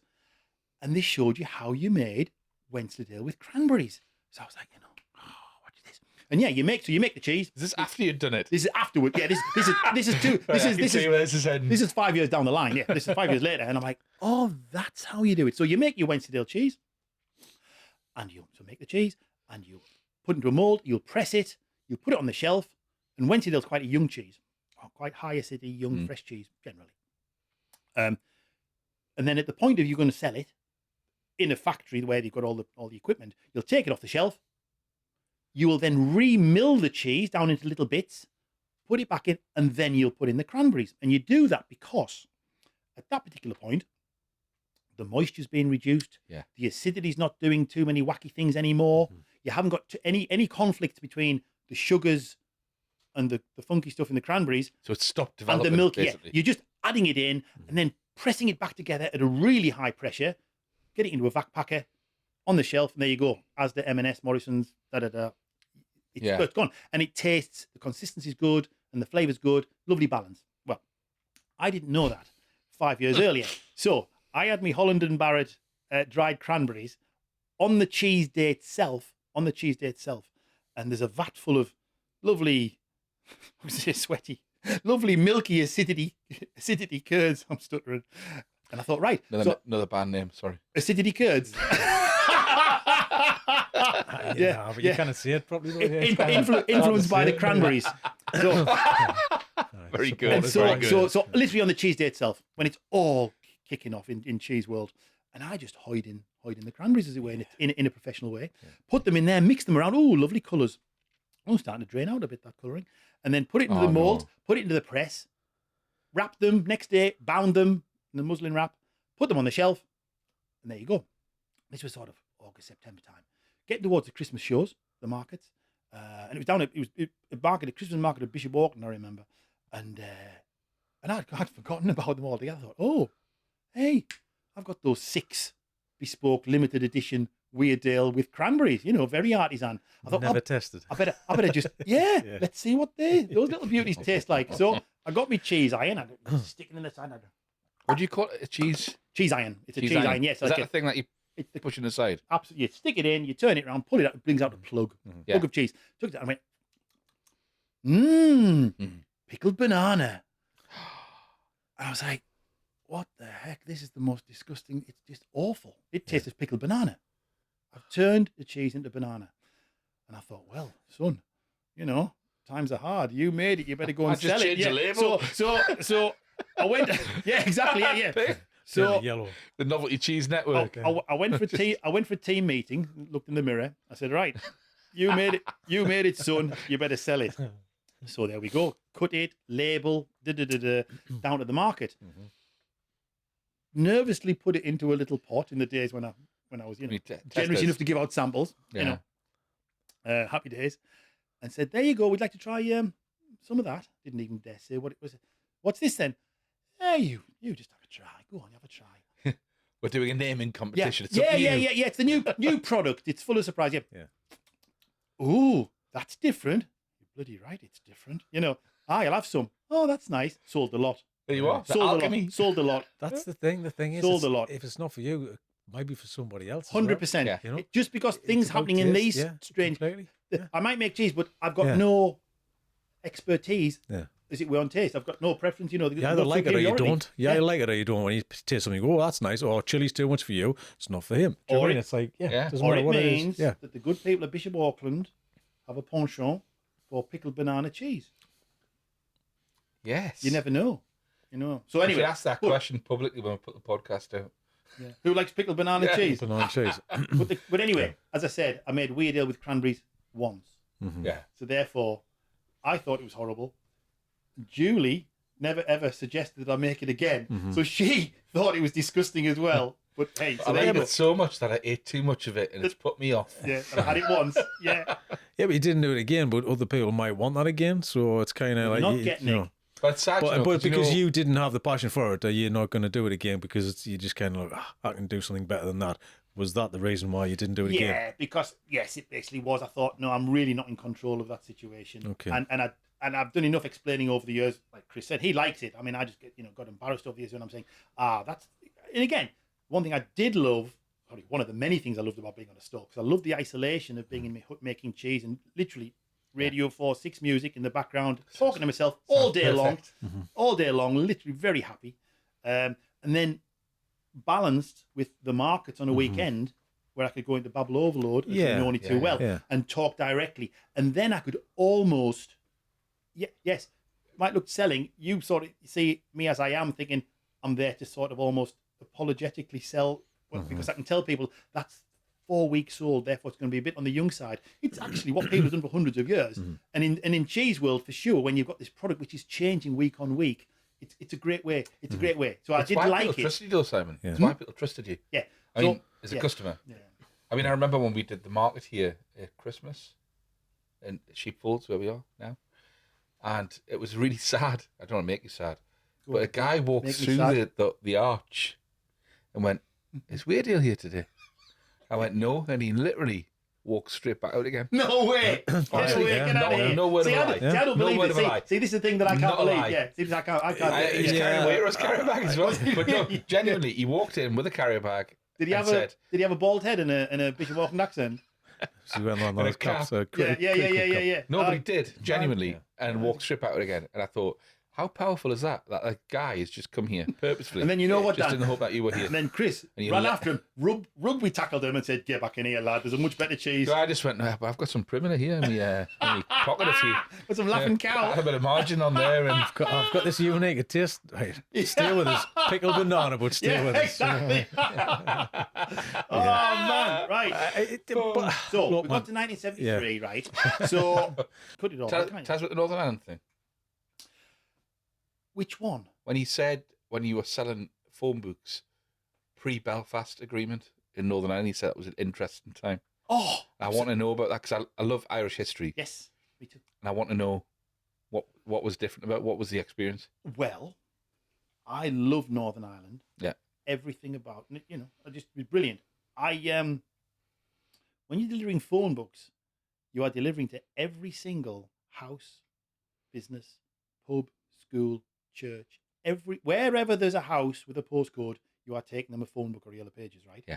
So you are covering every piece of the country.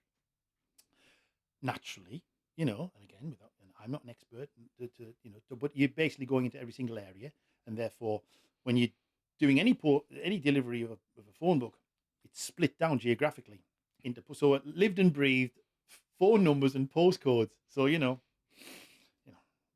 DL2 for NE60, I've lost my touch now, as it were. DL13, YO26. So used to live and breathe postcodes, and the postal address file was what we delivered to.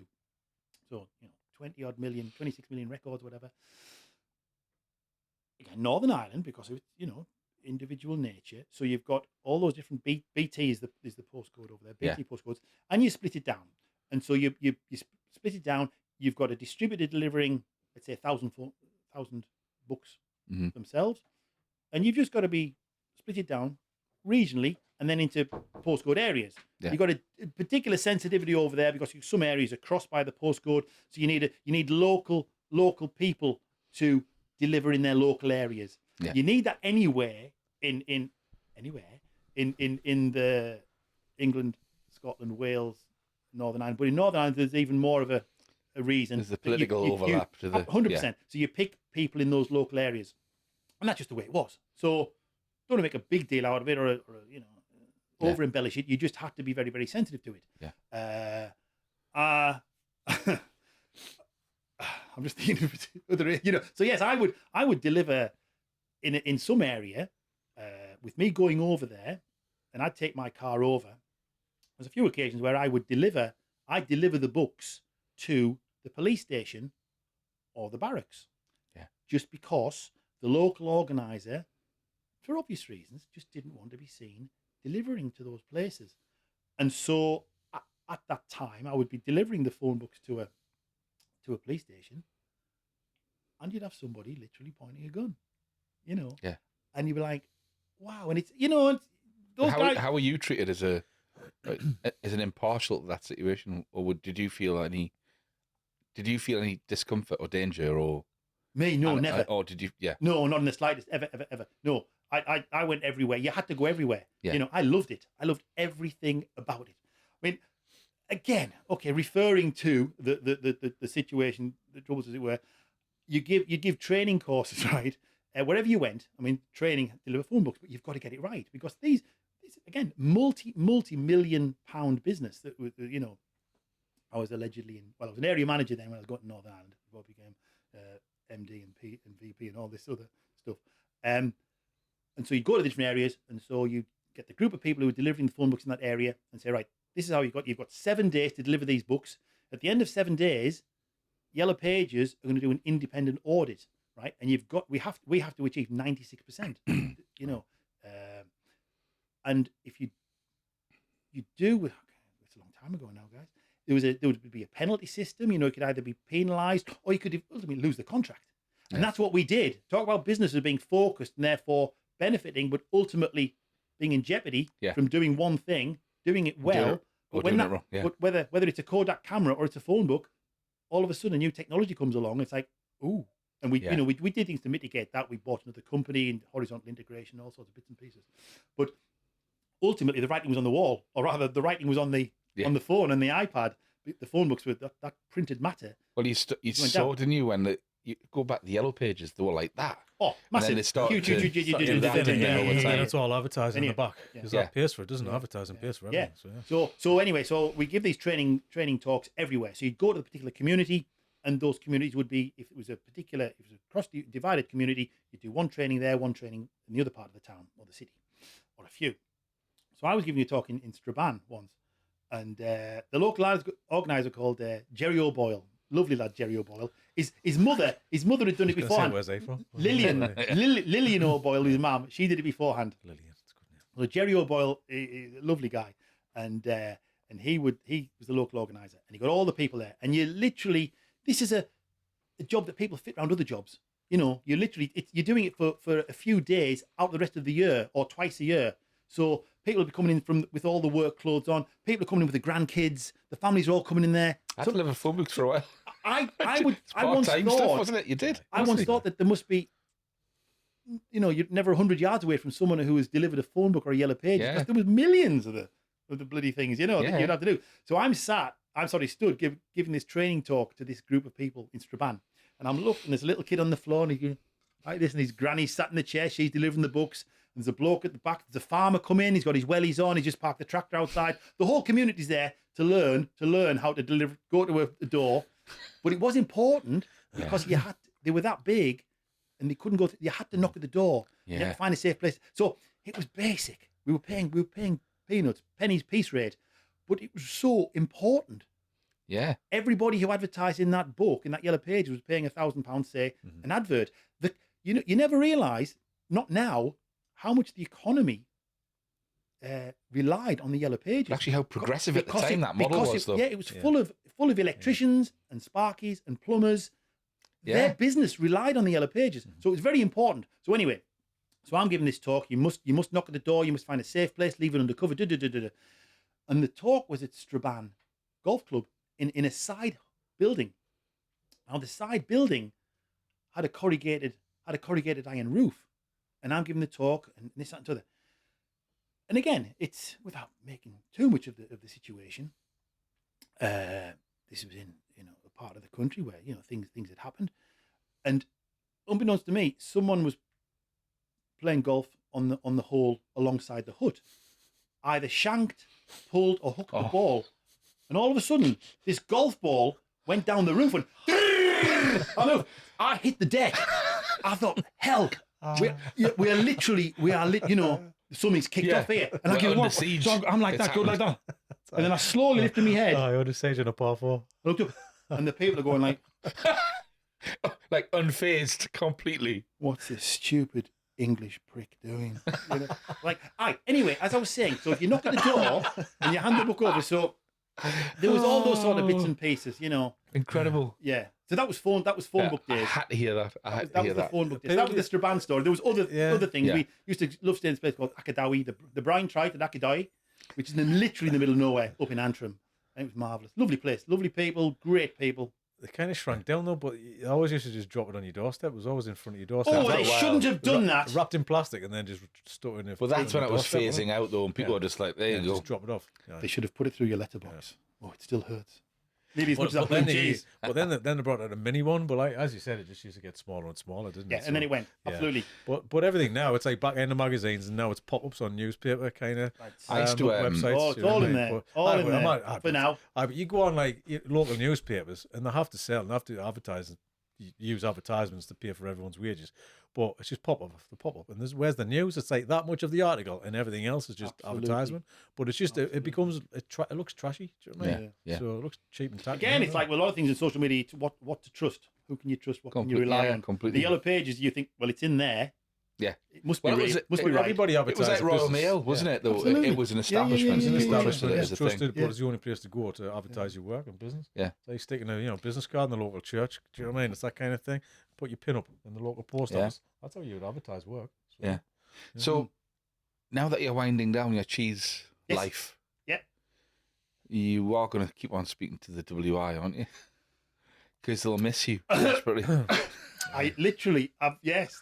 I'm giving a talk next week, actually. Oh, yeah. I'm giving you a talk next week at Middleton Teesdale. He's the WI pin-up Yeah. for 2021, 22, Now, you know 23, what? 24. It sounds like I a will very- actually claim this. I will actually claim Sounds like ownership a of very this. important subject, and I know you mentioned it earlier on. So please tell us the WI link. Well, I never, ever thought that the WI would become a significant factor and feature in my cheese decade. But it really did, because, to earn more money, and just because it was good fun, and because they asked me and I could never say no, I'd go and give talks. And I gave talks to U3As, which is University of the Third Age. That was a big hall. I give talks to schools and colleges, and that's interesting again, because some of those kids just don't want to be there. But that was good too. But the WI were the mainstay. So I would pitch up at a village hall somewhere, everywhere in County Durham, and 20, 25 ladies, average age, ish.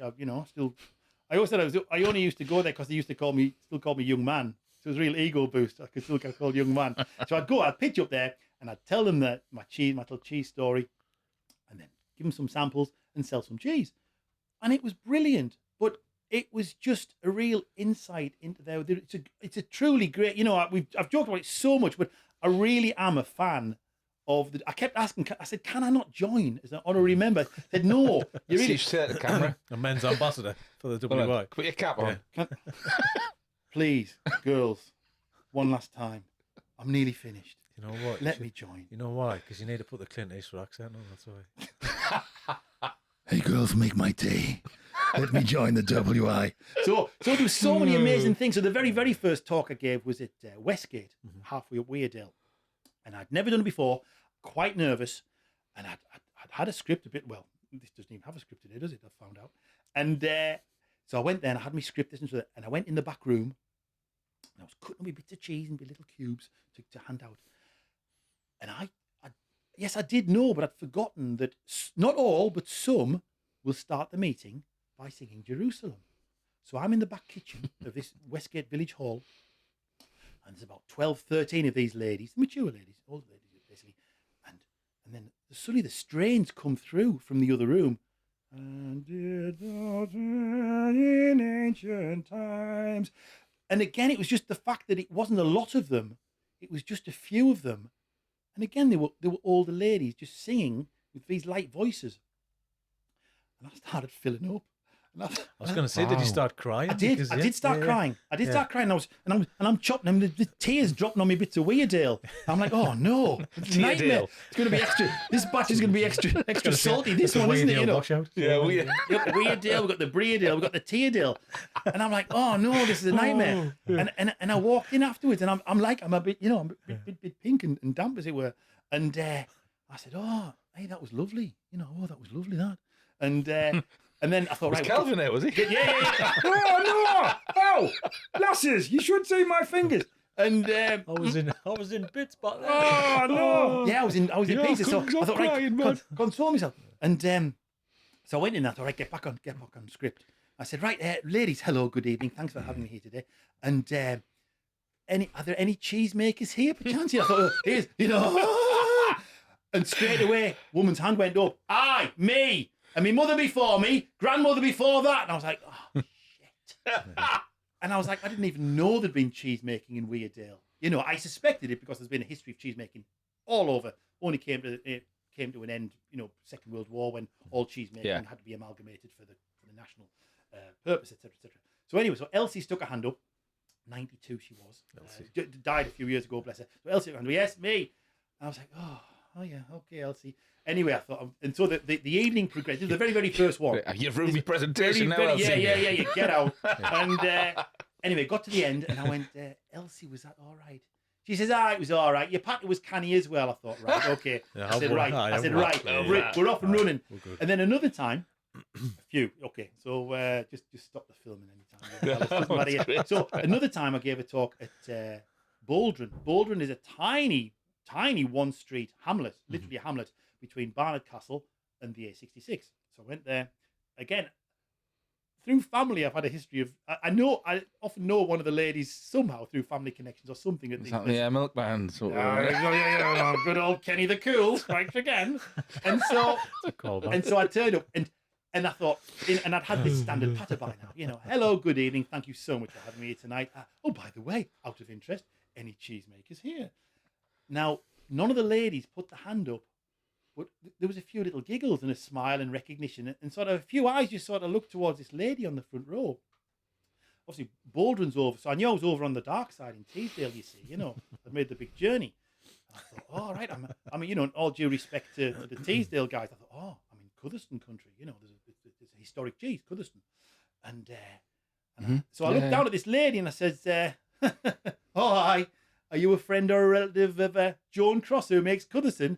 She said, no, I am Joan Cross who makes Cudderston. And I just felt the beads of sweat appear on my head. And I was like, oh, no. You make your march now. And I said, I said, Joan, what you doing here? What you doing here? You're a proper cheesemaker. What you come here for? She said, oh, I thought I might learn something. I said, you can pack that in right now. And yes, she did. She was brilliant. I just talked to Joan last week because she stopped cheese. And anyway, so the talk went well. And I always say, well, if I get stuck, Joan will answer the question on cheese. And she was brilliant. She was lovely. She's a lovely, lovely lady. And got to the end of the night and she bought some St. Cuthbert Blue. See, it's stuck in my mind. She bought some blue and she told me a while afterwards that she enjoyed it. So, I was pleased about that. That gave me some personal and did pride. you take that in? Did you take it on? I took it on for a bit. Good. In amongst all the other negative bits. She stopped making cheese because I don't know. She's of certain years. She stopped making cheese. That's fairly recent though, wasn't it? It was fairly recent. But get this, her son Gordon has started making cheese again, which is brilliant. Yeah. Gordon lives in Hungary. Now you're interested. Gordon Hungry for cheese. Hungry for cheese. Gordon flies back from Hungary, where he has his own business, once or twice a month to remake Cudderston, and then Joan is there to make sure that it's she'll see that it's okay on the shelves. She'll do some little. It's brilliant. Excuse me, spray that again, because she sells her cheese to Neil's Yard Dairy. Yeah. It's one of their staple cheeses down in London, and they mature it and they make it into a different product altogether, to be quite honest. But because when Joan makes it, it's in its natural state when it's first made. It's quite young, quite mild, mellow, smooth. Has its real fans in Southwest Durham and Cumbria, etc., etc. But then Neil's Yard take it away and make it into a different animal. And yes, having said that, I'm not that. Yes, I am bothered. I do. I love the history of these things, and I love the way that other people do things with the food culture and the food history. I'm fascinated. Yeah, but that's the reason why they're sitting in watching news, because they do their thing. They've got the same mindset as you, sitting in their little world, going, I might learn something from him. I might be able to do something different. Yeah, well, it was just else. Well, I don't think. Plus, they don't know you as well. Yeah, but it's great that he's kind of keeping that cheese alive, isn't he? But even what you said though about the history of cheese making, and it changed because of the whole centralisation and all that. Absolutely. And it's just started. Yes. Do you think there's a sort of appetite for that to slowly undo itself again now? Oh no, it's happening already. It's been happening for 20 years, or at least. Oh, it's massive. Yeah. More cheesemakers now in the UK than are in France. There needs to be. The age-old thing. Yeah. Oh no, cheesemaking's gone through the roof. It's brilliant. The cheese market is vibrant in terms of interest and an emerging culture based on previous hundreds and hundreds of years. Always difficult. Cheesemakers come and go. Surprise, surprise. They all come in for some different. There's a lot of people like me have got something about, I think something about cheese that appeals. Yeah. No, I do like the here we go. Romantic aspect of it. I do. I think it's a really good product to make. It is. It's a worthwhile thing. It's been a worthwhile thing to do. Yeah. Aye. Good night. No. That's good. No. On that note, That's the thing, you know. One more story though. Do you have people in red Is it about Leicester on your your Uncle cheese on Boxer, or is it something No, different? Uncle Norman. I don't know whether we've got time for Brownridge. No, so another, because I gave it, obviously given maybe 70, 80, 90 of these talks now over the years. Mhm. The WIs, all sorts of organisations. And I once gave a talk in Spennymoor. And I think it was to the Spennymoor friendly ladies, okay? And I like it. Oh, so You've got why a calendar. What's the opposite? are you called? Well, no, believe me. So I said, hello, and why are you called the friendly ladies? And the voice was like, because we're friendly. Well, okay. But there was a woman on the front row. There was a woman on the front row of this talk, right? And she had absolutely beautiful, big, just had her perm, obviously, beautiful big white hair and a teeth with the brightest, I don't know whether just come back from I don't know what had happened. She had the brightest, most beautiful teeth ever What do seen. you call them now? Turkey teeth? I'm not saying that, no, but anyway. I she didn't say that. She had lovely hair and lovely teeth. And she's on the front Might just row. put them in. do you know? Maybe so. Maybe just Back in the day, took them out. all my grandparents had domestic. false teeth. Every single one of them had false teeth. Do you know what I In mean? a glass of bleach I by the think, side yeah, of the by bed. the side of the bed, right? Yeah. This lady Perfect sat there, lashes, yeah. and I could see her. She really was a distraction out the corner of my eye. But I'd been out the back. I cut my bits of cheese, ready to go. Good evening, ladies. Thank you for having me here tonight. And I'm going to tell you all about the exciting world of cheese. And just before I'd got the words out, good evening, she went, and she had these teeth. She didn't have big teeth, but they just were very, very bright. And all I could see was this hair and this teeth. And so all of a sudden, I just heard this, hey, have I seen you off the telly?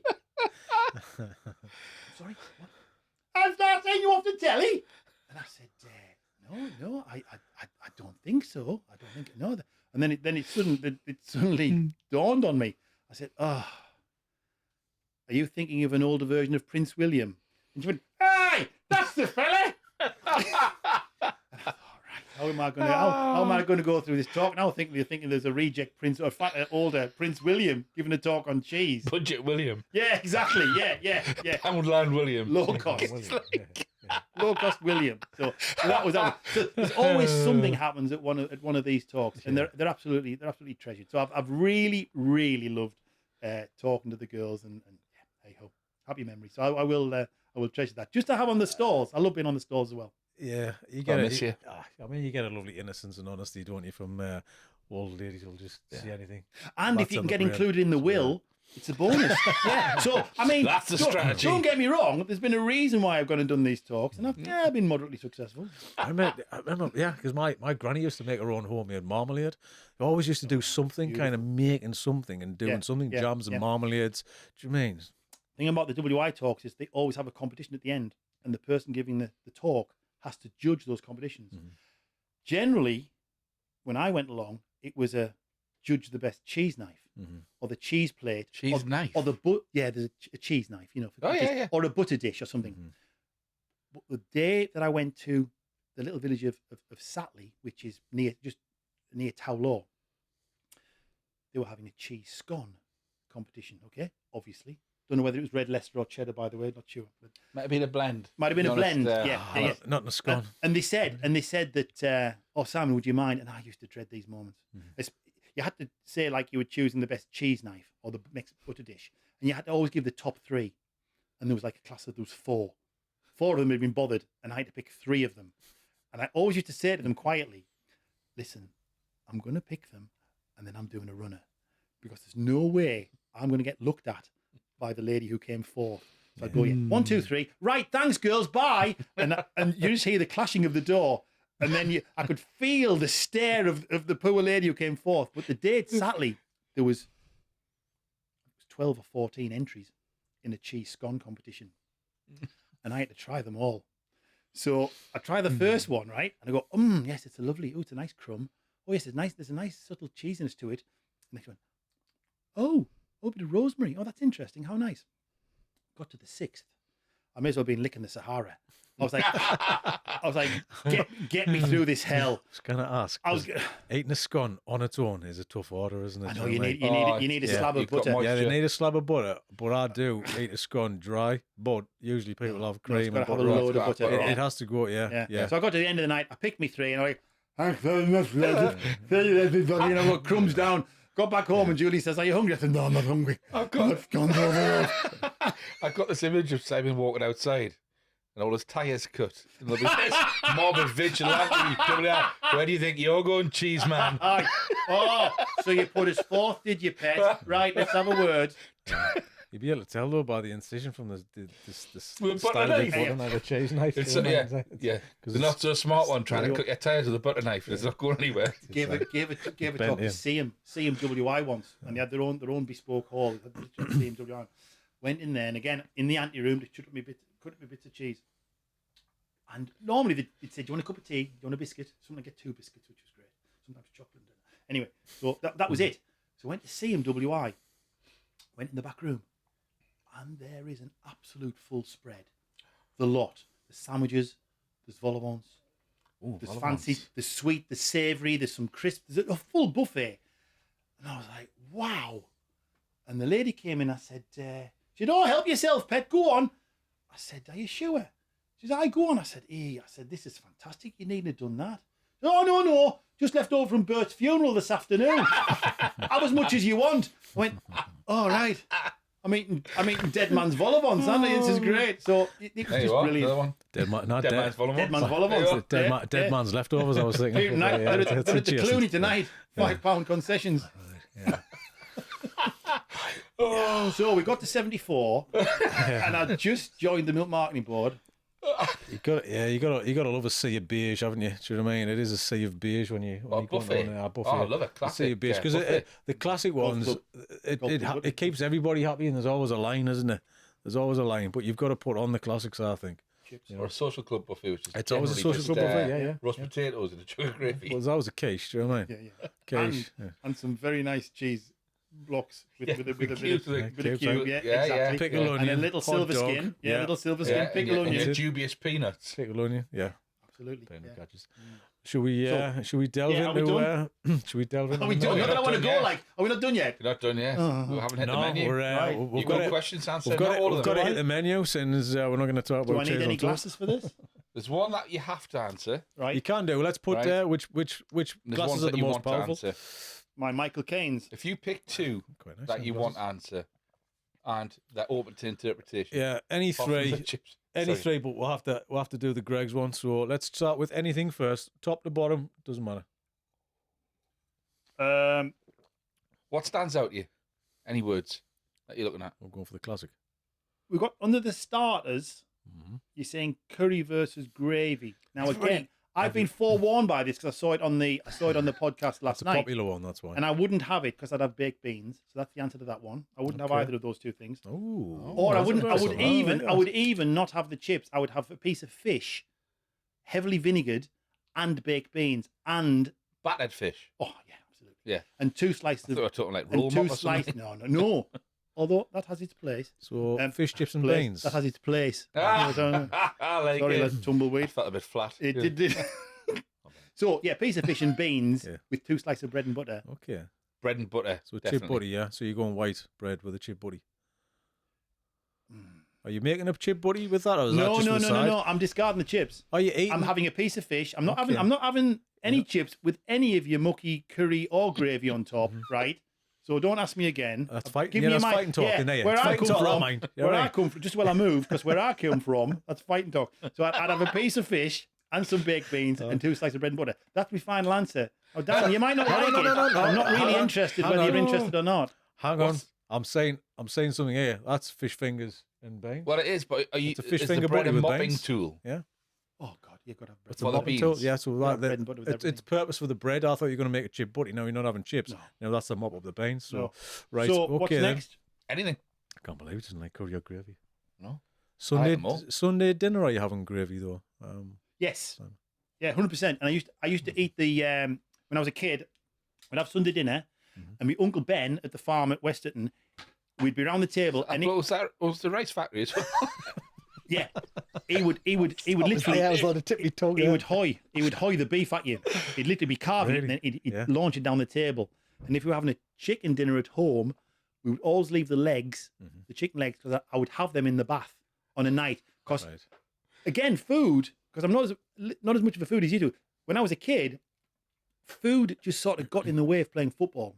So I would go out in the morning, might have a bacon, and because this is what I learned from you the past 2 days, I'd go and have a bacon and tin tomato sandwich, then go and play footy on the rec, then get hauled in, have a bite to it, then go out again, and then come back. So food actually got How got can you in say the you're way. not foodie when you have a bacon and tin tomato sandwich? I Right. love tin Yeah. tomato. Hang on. And I'd be hang on. reading Roy the Rovers and Tiger Right. and Scorcher at the same Okay. time. Yeah. Right. We're not moving past this thing. Yeah. How the hell do you get tin tomatoes in a sandwich? Sloppy? Oh, you just have to put up with it. That's pink dough, isn't it? It can get a wee bit soggy. Yeah, you just got to Are you crush it dri- together. Are you, right. So Not tin if you put the- tomatoes, not if you- full peeled plum tomatoes. I Are haven't you had bacon. draining? I haven't had bacon for like 45 years. You're asking me about a bacon and tomato sandwich. I am asking you the details of this sandwich, and you're not escaping it. Can we not You go can back to the answer. chicken legs in the bath? Because No, it's just we dead can't. easy. No, Because we you can can't. wash you wash your hands out No, no, easy. no, Yeah, okay. Because this, the chicken legs in the bath, I can visualize. This thing I can't visualize without something going pink or dripping down your hand. So it's how Listen, to get Dan, the tin tomatoes in a sandwich. If you can't get the concept, it's not my problem, mate. I mean, you're just gonna have You're to gonna work have out. to- Oh, he's gonna leave it. You want to Yeah, go just on Simon? No, He's you've going to got have to try it. don't- yourself. Yeah. Don't not. You Look, can't. You're You going to got have to try it. Right. I can't help you on it, mate. You're just gonna have to go home and actually work it out yourself. Don't not give us an answer. You know what it's like. I hear this. I need to know. I need to know. I can't remember. Is it drippy? Look, man, That's a simple it's one, over isn't it? 50 years ago. I can't remember. Was it Well, drippy? you brought it up today. I knew this was coming. You know what? Oh, you no. started. You started. No, actually, I had Frosties and I let them soak for a bit. Yeah, more like Because they absorbed all of Right, the oh, right. tomato sauce. Chicken leg in the bath. Yeah, It saves you having to wash your hands. correct. I like it. That was it. How mate. old are you? Are you? Is this kind of? Is this Sunday night bath? This is Sunday night. Yeah, this is the bath. Where do you This put is the the bath. bones? This is the bath. In the bath. My mum was there, wasn't it? Mum. Is this? My mum was doing the Mrs. Doyle. Okay. Just take me bum on that. This has gone off a tangent. That was bad, wasn't it? Wasn't even going anywhere. This is bad. So chicken, right? Okay, chicken leg Yeah, in the bath. chicken Chicken leg in the bath. bath, right? Okay. Chicken Excellent. leg. So it's I've where not where heard that one. most strangest place you've had food? Chicken leg in a bath. The strangest place you've eaten? I used to eat apples underwater because I like it. What's that bobbing for apples in real time? No. What is this when you were I haven't- stunned I over a haven't dolphin or training something? for something. This is, was it? this is actually a family joke. Just a The dolphin. kids still laugh at this. I remember when I was a kid, I must have been under 5. We lived in a Tyneside flat. And I remember when I used to get told off when I got wrong. I used to go into the bath and eat an apple under the water. And I remember going under the water like that. And I can remember the taste of the bath water at the same time as Rush biting in, the though. apple. Yeah. It I did. don't want to judge you, mate, but that's, You can that's judge. absolutely You can judge. I'm all over the weird, place. isn't it? I kind of, it's yeah. I'm I'm kind of, it's but different. eating, you biting it, all the water rushes in. You chewing it. How can you swallow? Because all of this is rushing in. How do you breathe? Are you coming up obviously it's a after? fine What's, art. what's going on? I don't know. You have to kind of, you've got to bring Well, your we're head going to up do a before now and again. reenactment, right? Reenactment. A meal. Now I'm really dredging back. A meal that I really liked once upon a time because I love the Isle of Mull. Local Heroes, the theme tune. Local Hero film. Yeah, My absolutely. favorite, best film of all time. Mm-hmm. Fact. Then Animal House. Oh, brilliant. Nothing. So anyway, so I used to go to the Isle of Mull a lot, and still do. And I can remember I took a picture of it. I had a tray of mussels, smoked mussels, and 2 cans of McEwan's Export. And I was on my own, and I literally on the beach, and I took a photo, and I've still got the photograph, and it's probably the finest meal I ever had. Smoked mussels and a can of McEwan's I Export. think I've seen a photo. Have you sent me a photograph of that before? when When you're between the rocks? when we were swapping those photographs, And yeah, we're spo- yeah. Again, it's going in the calendar. That was my sexiest photograph you got there. My muscles and my Sexy kind of cheese man. my kind of export. Yeah, And again, these things are always. It's about the place, so the place has a memory, Yeah. and the memory is why you enjoyed it so much. Obviously, it's got to be good, but I think Oh, 50. It's no, definitely yeah, 50-50. yeah, It's yeah, about yeah, where yeah. you are when you're eating No. the meal, isn't it? So yeah, I've never been the same since I went to the Isle of Mull. It's a Yeah. phenomenal place. Yeah. Fantastic. In fact, Beautiful. Julie keeps saying, in part of my post-cheese life, we are going to go somewhere different than the Isle of Mull. Orkney's in. We're going to go to Orkney. Yeah, There's a nice beautiful. Orkney Folk Festival coming up. Well, once a year, obviously. And then the West Coast. So, so I'm going to try and just go past Auburn and go, don't I'm turn just left. I think I left me Oh, I can cans. smell the fumes off the ferry. I think I left me cans on the beach. I'm going to have to go there. Oh, they have the best mussels there, you The know. mussels are calling us. Yeah. And some lovely Scotch eggs if you... Fantastic. with soft shells. Yeah, so cheers. Get Kelvin in. So, next. Oh, yeah, sorry, what next, was it? No, Yeah. no, next question. Or next topic. First pint. Whoa. Oh, come on, Hey, then. not many people go for this Oh. We one. haven't gone down because people Right, can't love get this past one. the Yep, stars. yep. First pint, or Are we talking legal or first? no, in no. general? Nothing's legal my, on the first I had my pint, is it? 17th. I had my 17th birthday. All my number of. I was always with different sort of groups, football gang. There's also different groups you with, but my mates at school, but in the year above, one of them were, and so they used to go up the blacksmiths at West Auckland, where my football career peaked, and and so they were 17 and I was 16, so that's when we were going in. So they had their 18th birthday in the blacksmiths, and it was 2-3 pints and a game of dominoes, and it was just all good stuff. So I had my 17th birthday in there, but they thought it was my 18th birthday. So that pint was Sam Smith's, hand pulled Sam Smith's Old Brewery Bitter. But I've always said, just like I've always said that Martha and the Muffins, Echo Beach, was my favourite song, even though it probably isn't anymore. It's just always the song that I That's the said one was you my go favourite. back to. Always Yeah, the one that I go back to. And there used to be a pub called not famous. It was called it's colloquial term was the Jockey Club, because it was run by a jockey who worked for a local trainer, Dennis Smith, where Red Alligator was trained in the 19th. Dennis Smith. Dennis Smith. Yeah. So Tommy Wise was the jockey, and he had a pub. Right, okay. Oh, blimey, that's embarrassing. I can't remember it. Anyway, we used to go up there, and he had a pint that he served there. Again, 2 pumps. The lager, if I remember right, it was Skull. But the beer was Cameron's Lion Bitter. I remember It that. was Cameron's Lion Bitter, right? Not Strong Arm, not Best Bitter. It was Lion Bitter from the Lion Brewery in Hartlepool. And that was one of my first memories of a nice pint. And it was absolutely beautiful. And it just was a nice pint. I had it again. Never normally found it. Another time, that's that notable, in the Timothy Hackworth pub in Shildon, after a football game, playing football, and went in there, Lion Bitter. So that was lovely. But the other pint, or one of the other pints that I really like, Castle Eden Ale. Yes. Castle Eden Ale, absolutely beautiful pint. So strong, strong arm Lion Bitter and Castle Eden Ale are probably the pints that. Sorry, I remember the beer festival I went to. Sorry, I'll come on to that. They're probably the evocative of And I love that both completely like throwback local brands as well. Oh, Was yeah, that- was that- absolutely. Like Tudor crisps. Yeah, absolutely. totally. But is that your first drink though, or was that your first pint? First drink. Because 17 is quite old for a first drink. Oh, In our but age. no, In our well, day. yeah, I know. But Yeah, it listen, I was brought up properly, not like you lot, dragged up. I can't remember the first. I can't remember the first. That'll have been a half a shandy. Aye. Half a shandy at a New Year. Shandy's disappeared though, hasn't it? Really? Bath would have been a yeah. Bath shandy or something. Well, shandy as a kid was a phenomenal thing. Do you know what I mean? Was. Yeah, Sunday huge, dinner, you get fantastic. half a shandy. Absolutely, Do you know what I mean? no question. Shandy But- lollies. Because it's all about the lemonade quality, isn't it? Because it's sweeter. Oh yeah, and it's truly. about that sweetness in And the shandy. While I remember, because I will forget. So I used to go to beer festivals with my mate Badger, Colin. We call him Badger. He had salt and pepper hair, and so we call him Badger, and which he liked. In fact, he once dyed his hair just before a football match with really quite russet colour. Before we played football, and it started raining, and all the dye, Badger's like the running. mayor, like the. Badger's running. We changed from Badger to Red Squirrel, and it was all running down his face. And he'd be thinking like, "Can anyone see this?" And we're like, "Oh no, Badger's running, but not running. He's running." So anyway, I used to go to beer festivals with Badger, and we would do it because you've got 20 pints. So with the best will in the world, you're not going to do it. So you sort of split shifts. So you have a half of that, I'll have a half of that. We'll find one we like, and by the end of it, you've got through a lot of them. Not all. It's not a race, it's not a competition. You just want to find one. But it was uncanny. Well, sometimes it is. Okay, yeah, it's okay, yeah. Again, cultured.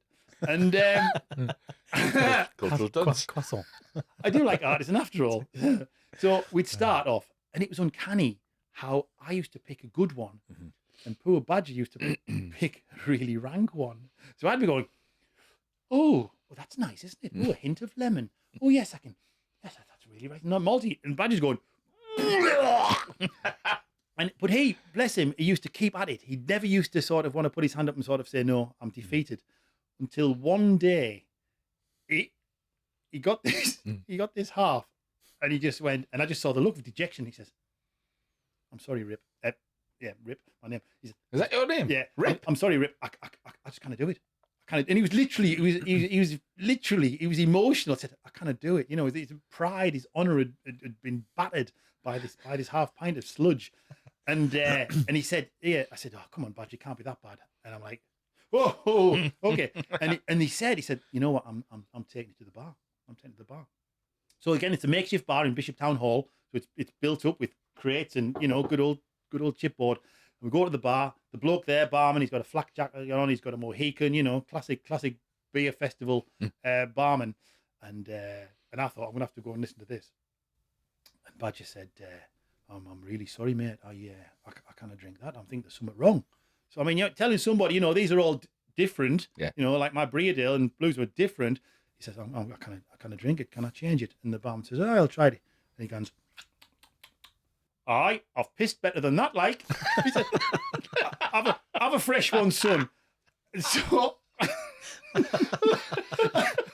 Badger got his fresh half, and then we continued working down, but not a beer festival, yeah. So that, I can't remember the first drink, but the pint that predominate with those.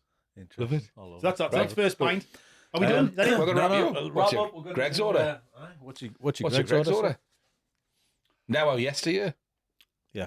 Well, to be quite honest, there wasn't a yesteryear for Greg's down our way, really. You know, yeah. Greg's has only come about in the past whatever, 15, 20 years? 15, 20 years. Ish. Yeah. Well, in terms of the scale. You know, prior to then, as you said the other day, there was Peter's Bakery, there's been Coupland's, blah, blah, blah. And then there was just local bakeries. I mean, you've had this all before from Neil's talk, you know, and the demise of local bakers, which is a great shame. Greg's order, and it'd be Greg's at Towlaw, because that's en route, because I'd go up the A68, 69 to Cheeseman, so Towlaw Greg's would be the one. I will have an omelette bun. I'll have an omelette bun with red sauce. That's my omelette bun. An omelette bun. I've never heard of an omelette bun. No, you won't. No, you can. You can get the omelette. Yeah, you can. Like bacon and you've omelette. You've got bacon, you've got sausage, and you've got omelette bun. So you're going for a breakfast. You can pick whatever you want, but then you're adding a bun into it. No, it's an omelette. It's on the list. It's on the list. Yeah. It's on the wall. Okay. So it's like egg sandwich, but it's an omelette. It's an omelette. Yeah. Okay. Free range eggs, they say. I'm sure it is. You can have an omelette bun or an omelette baguette. And I'll have an omelette bun. I'll already have my flask of coffee, so I don't need a because for the store. So I just thank you very much. Now and because I know what's coming.